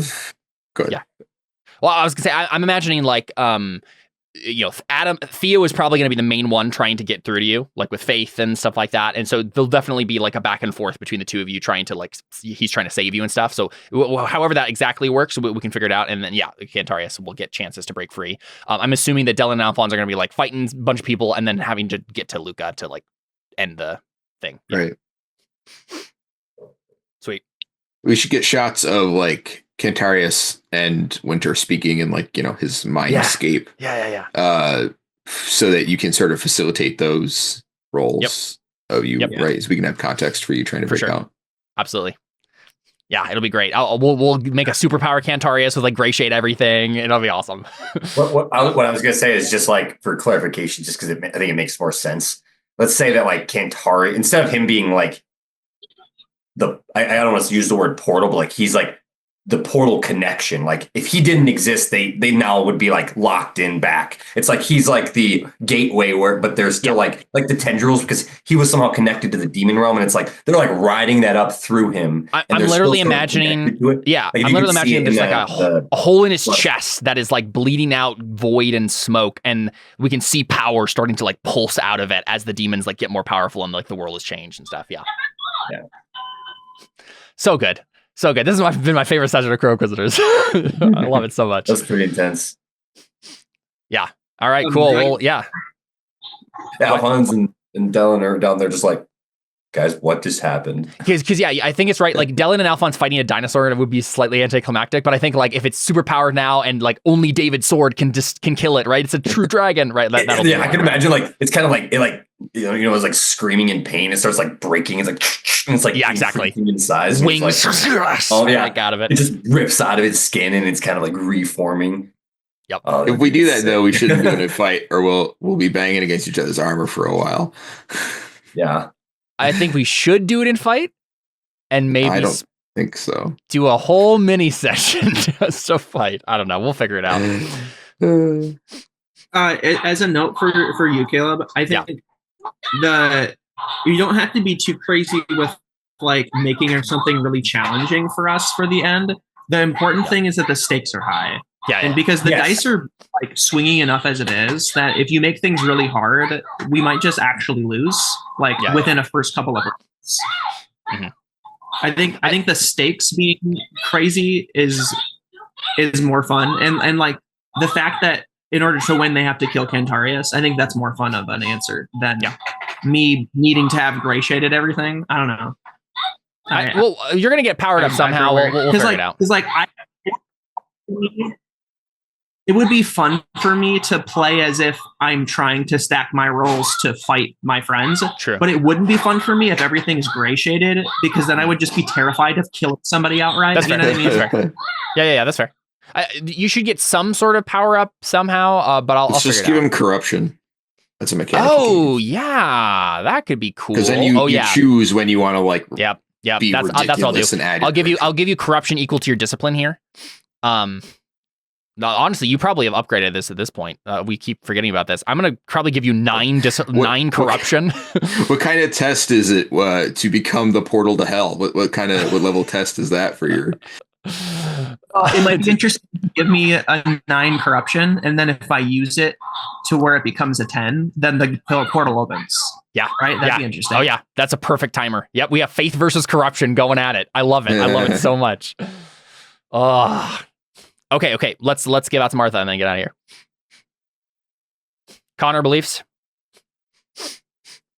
I can read them off if it's easier. Oh, okay. I saw something.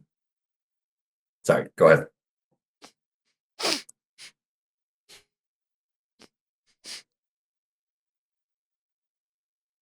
I might just start reading them off. Yeah, you're good.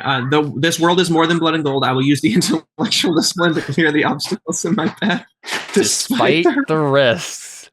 You know what'd be funny is if you like change the word, like exact same phrasing, but like change the words to be, villainous. It's like it's the same like structure of a sentence, but it's tailored to now right. Yeah. Goals. The world will end on my watch, right? Like the world will be reborn on my watch or something, right? This world is more than light and love. I'll destroy it. Amazing. Yeah. I'm gonna give you Persona for that first one, Connor. You cleared the obstacles in your path despite the risks. You did it, right? You defeated Faustus. Like you did what you needed to do to defeat Faustus. Persona. And I made sure that none of my friends died. As Persona, my friend. I literally actually did that. Yeah. Yep. Okay. And then there's a couple of things. One is my what's it called? The Aura of Martyrdom. So I took a step to kill myself. Persona. Just Persona. It is Persona. Yeah. That's what it is. I get Persona every time that happens. Yep. Oh, okay. And then I'd like to make an argument for a deeds point that I get to use against. 100% you get a deeds point. You said, Caleb, make me into Dark Cantarius, and I was like, okay, yeah. You get a deeds point for sure. Now I have 2 deeds points. I can use one for Cantarius, and now I can use one for Dark Cantarius. Yeah, you definitely get a deeds point. Let me double check the rest of this. Depending on how crazy my corruption gets, though, I might not want to succeed at a roll. Depending, like if I get triple dice, you know what I mean? I don't know. Yeah. We'll see how that goes. I don't want to get because with intellectual discipline plus corruption dice plus a deeds point, I could get 40 dice potentially. So. Yep. Oh, so the thing that only doubles your exponent. I don't know if. Because I don't think corruption adds to your exponent. I think it just adds to the pool. There is one. I'm pretty sure you can spend a persona to add your exponent to your corruption exponent to the pool. I thought that. Yeah. You're adding it to the pool, but it doesn't become the. I think you can either use your corruption as your exponent. Yeah. Or you can add. I don't remember. I think they're different, but I'm pretty sure it might be a deeds point to add your corruption.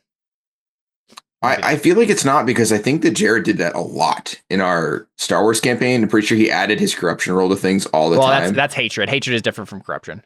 Oh, yeah, you're right. Okay, I forgot. I might be wrong. I'm thinking, Connor, we give you a fate point also for Resigned to Death. Yeah, you basically died.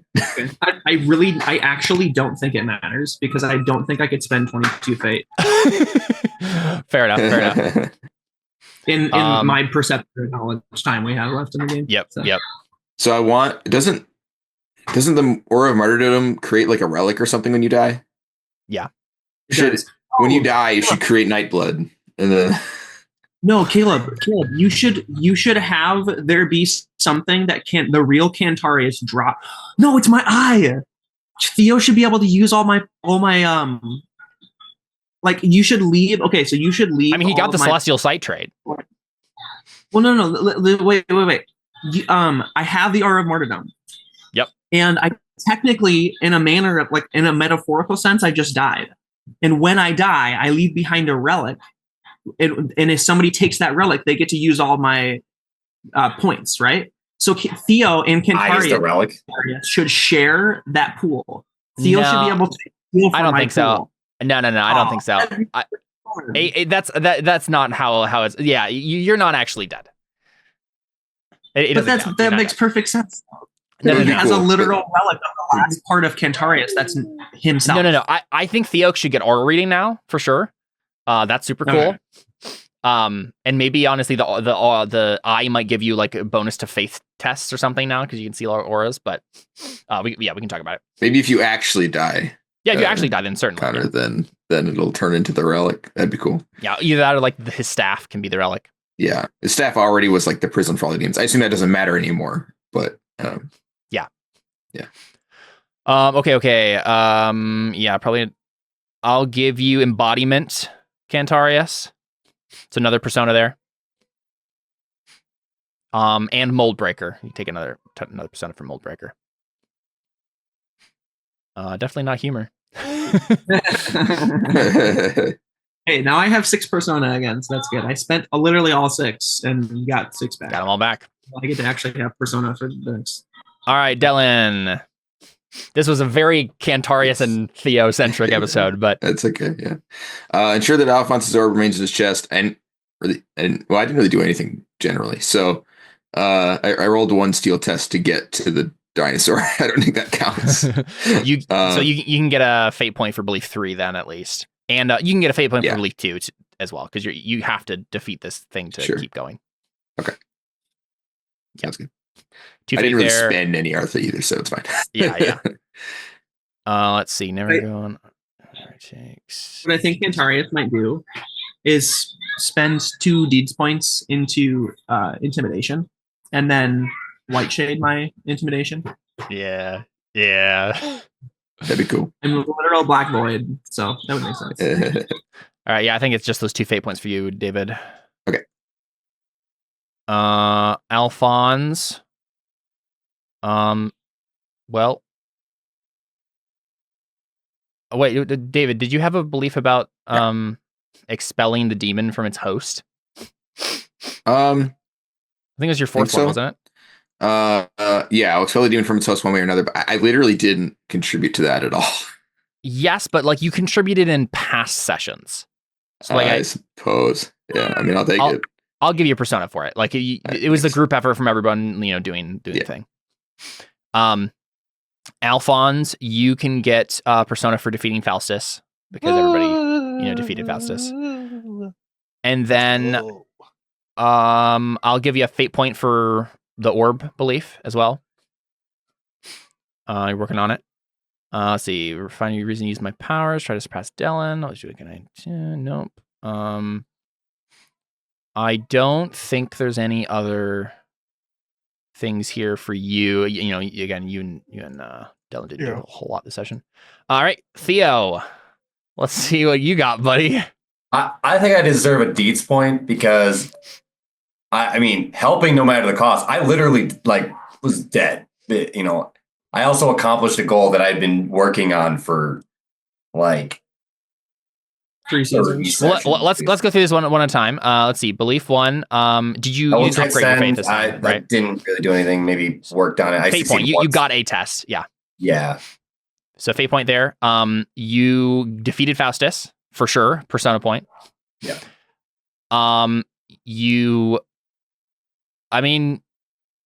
I guess you stop Faustus from collecting all the keys because he's dead. Yeah, you can take a persona. Actually, I guess take a fate. I guess it didn't end up being relevant, I guess is the thing. Yeah. Because a different, Cantarius became the portal. Fate point for Never Heed Danger. And I think we can take you can do embodiment for one persona, mold breaker, one persona. Now the argument for deeds is what then exactly? I mean, multiple things. I mean, it says helping no matter the cost. I literally was like, I'll take the hit. And then the only reason I didn't die was because of what Cantarius did. So it was like, I accepted it, like being willing to die. Like when I prayed and I failed, it was like, all right, this is what I was meant to do. And my goal was to kill Faustus for like 30 episodes. And I did that. So I killed Faustus, and that was all I ever was trying to do. And I say died. I technically died or was. Yeah. I think it counts. It says to qualify for this reward, you must do something that benefits more than just the character and do it for reasons other than personal gain. Such an accomplishment must come with some cost or sacrifice. It's got to hurt a little to attain this level. Not only did you almost die and you should have died, but Cantarius had to destroy himself to save you. That's already, that's a cost. You can get a deeds point, my friend. Take your deeds. Man, I love it when deeds come upon us slightly unexpectedly, but it's also perfect. Yeah, naturally, yeah. I still need one. I feel like I still sitting at 0. I need 1. Don't worry, we'll get there.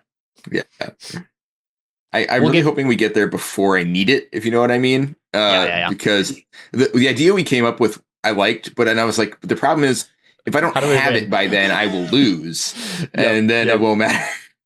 Well, maybe kill a dragon or sacrifice yourself to kill a dragon. I don't know.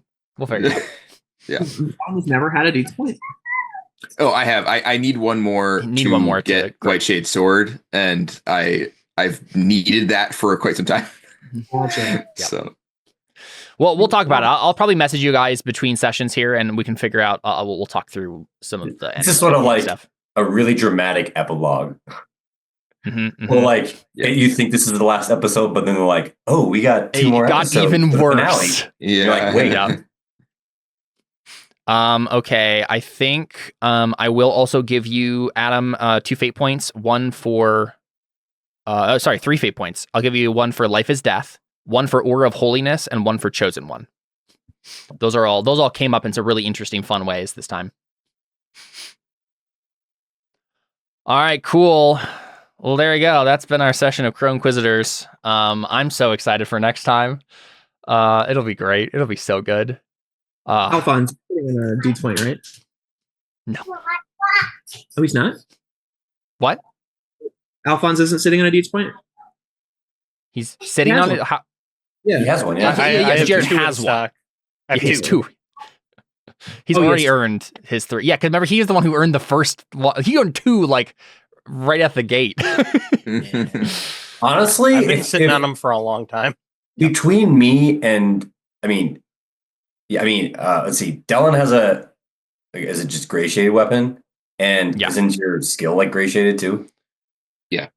Yeah. So, and I have a gray shaded weapon, and if I spend my deeds point, I think at least my faith is white shaded, and then Alfons has 2 deeds points. Having Cantarius is gray shaded probably is going to be like that's fair. It's it wouldn't be that crazy because we just we're gonna spend those, and we have serious weapons, so we're just on the same playing field if he's gray shaded. I'll power him up somehow. At the very least, so you have corruption, right? So he can work on that. He'll also have a bunch of allies, and you also don't want to kill him. Those 3 things I think will work together to make it dramatic. The problem is if it comes to fighting with Cantarius, the issue is that all of us have gray damage and none of us have gray health. So literally the first person to do damage will incinerate whoever they're hitting.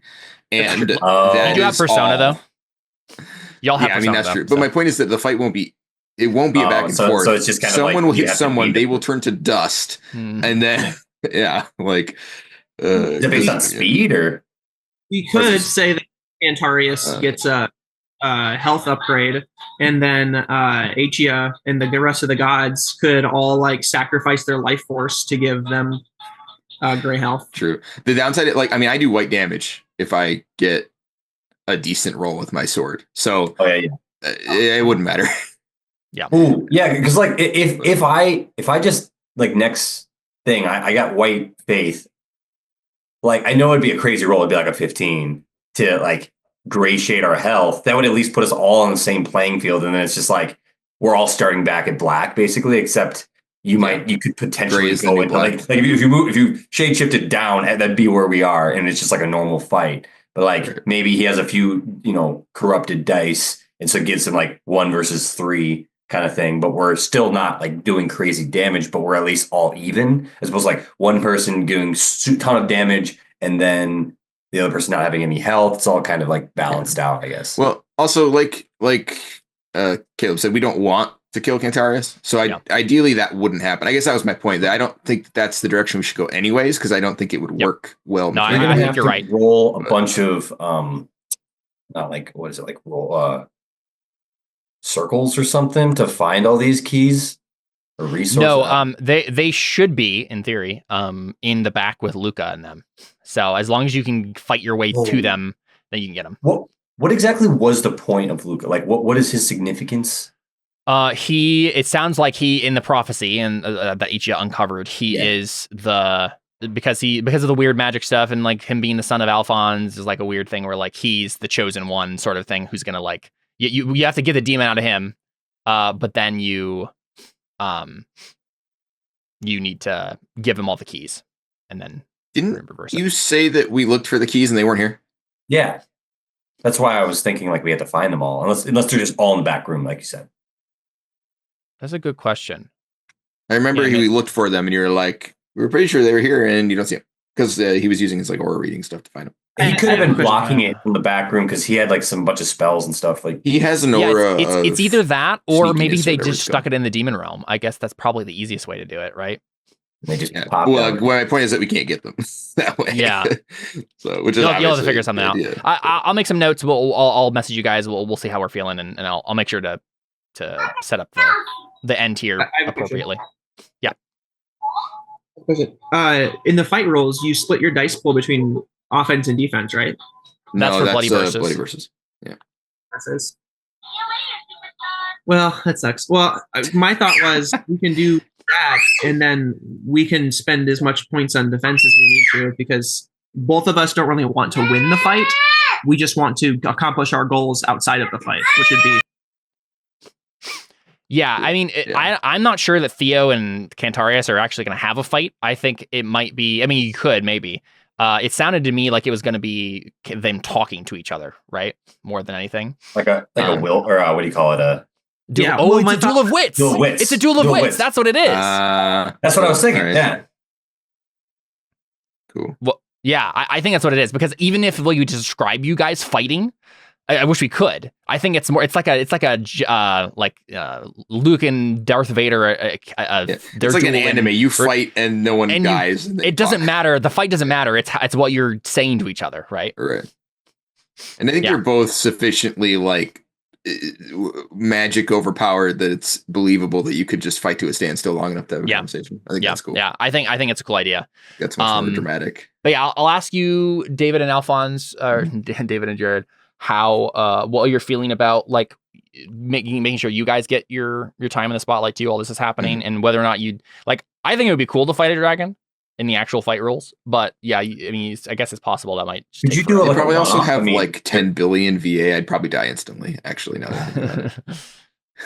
But you could do like a one-off, like a or not a one-off, but like a private session kind of thing where they. That was one idea that I had happening at the same time, but like there was, also keep in mind.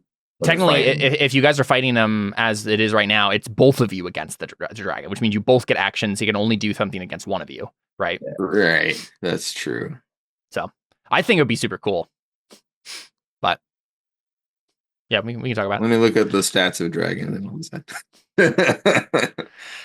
All right, well, we'll go ahead and end it there. We can talk Yeah, off screen about all the other stuff and Kind of did figure it our out. after show. In the Yeah, show yeah, this time, exactly. but Yeah, we'll talk about stuff. Okay, well, there you go.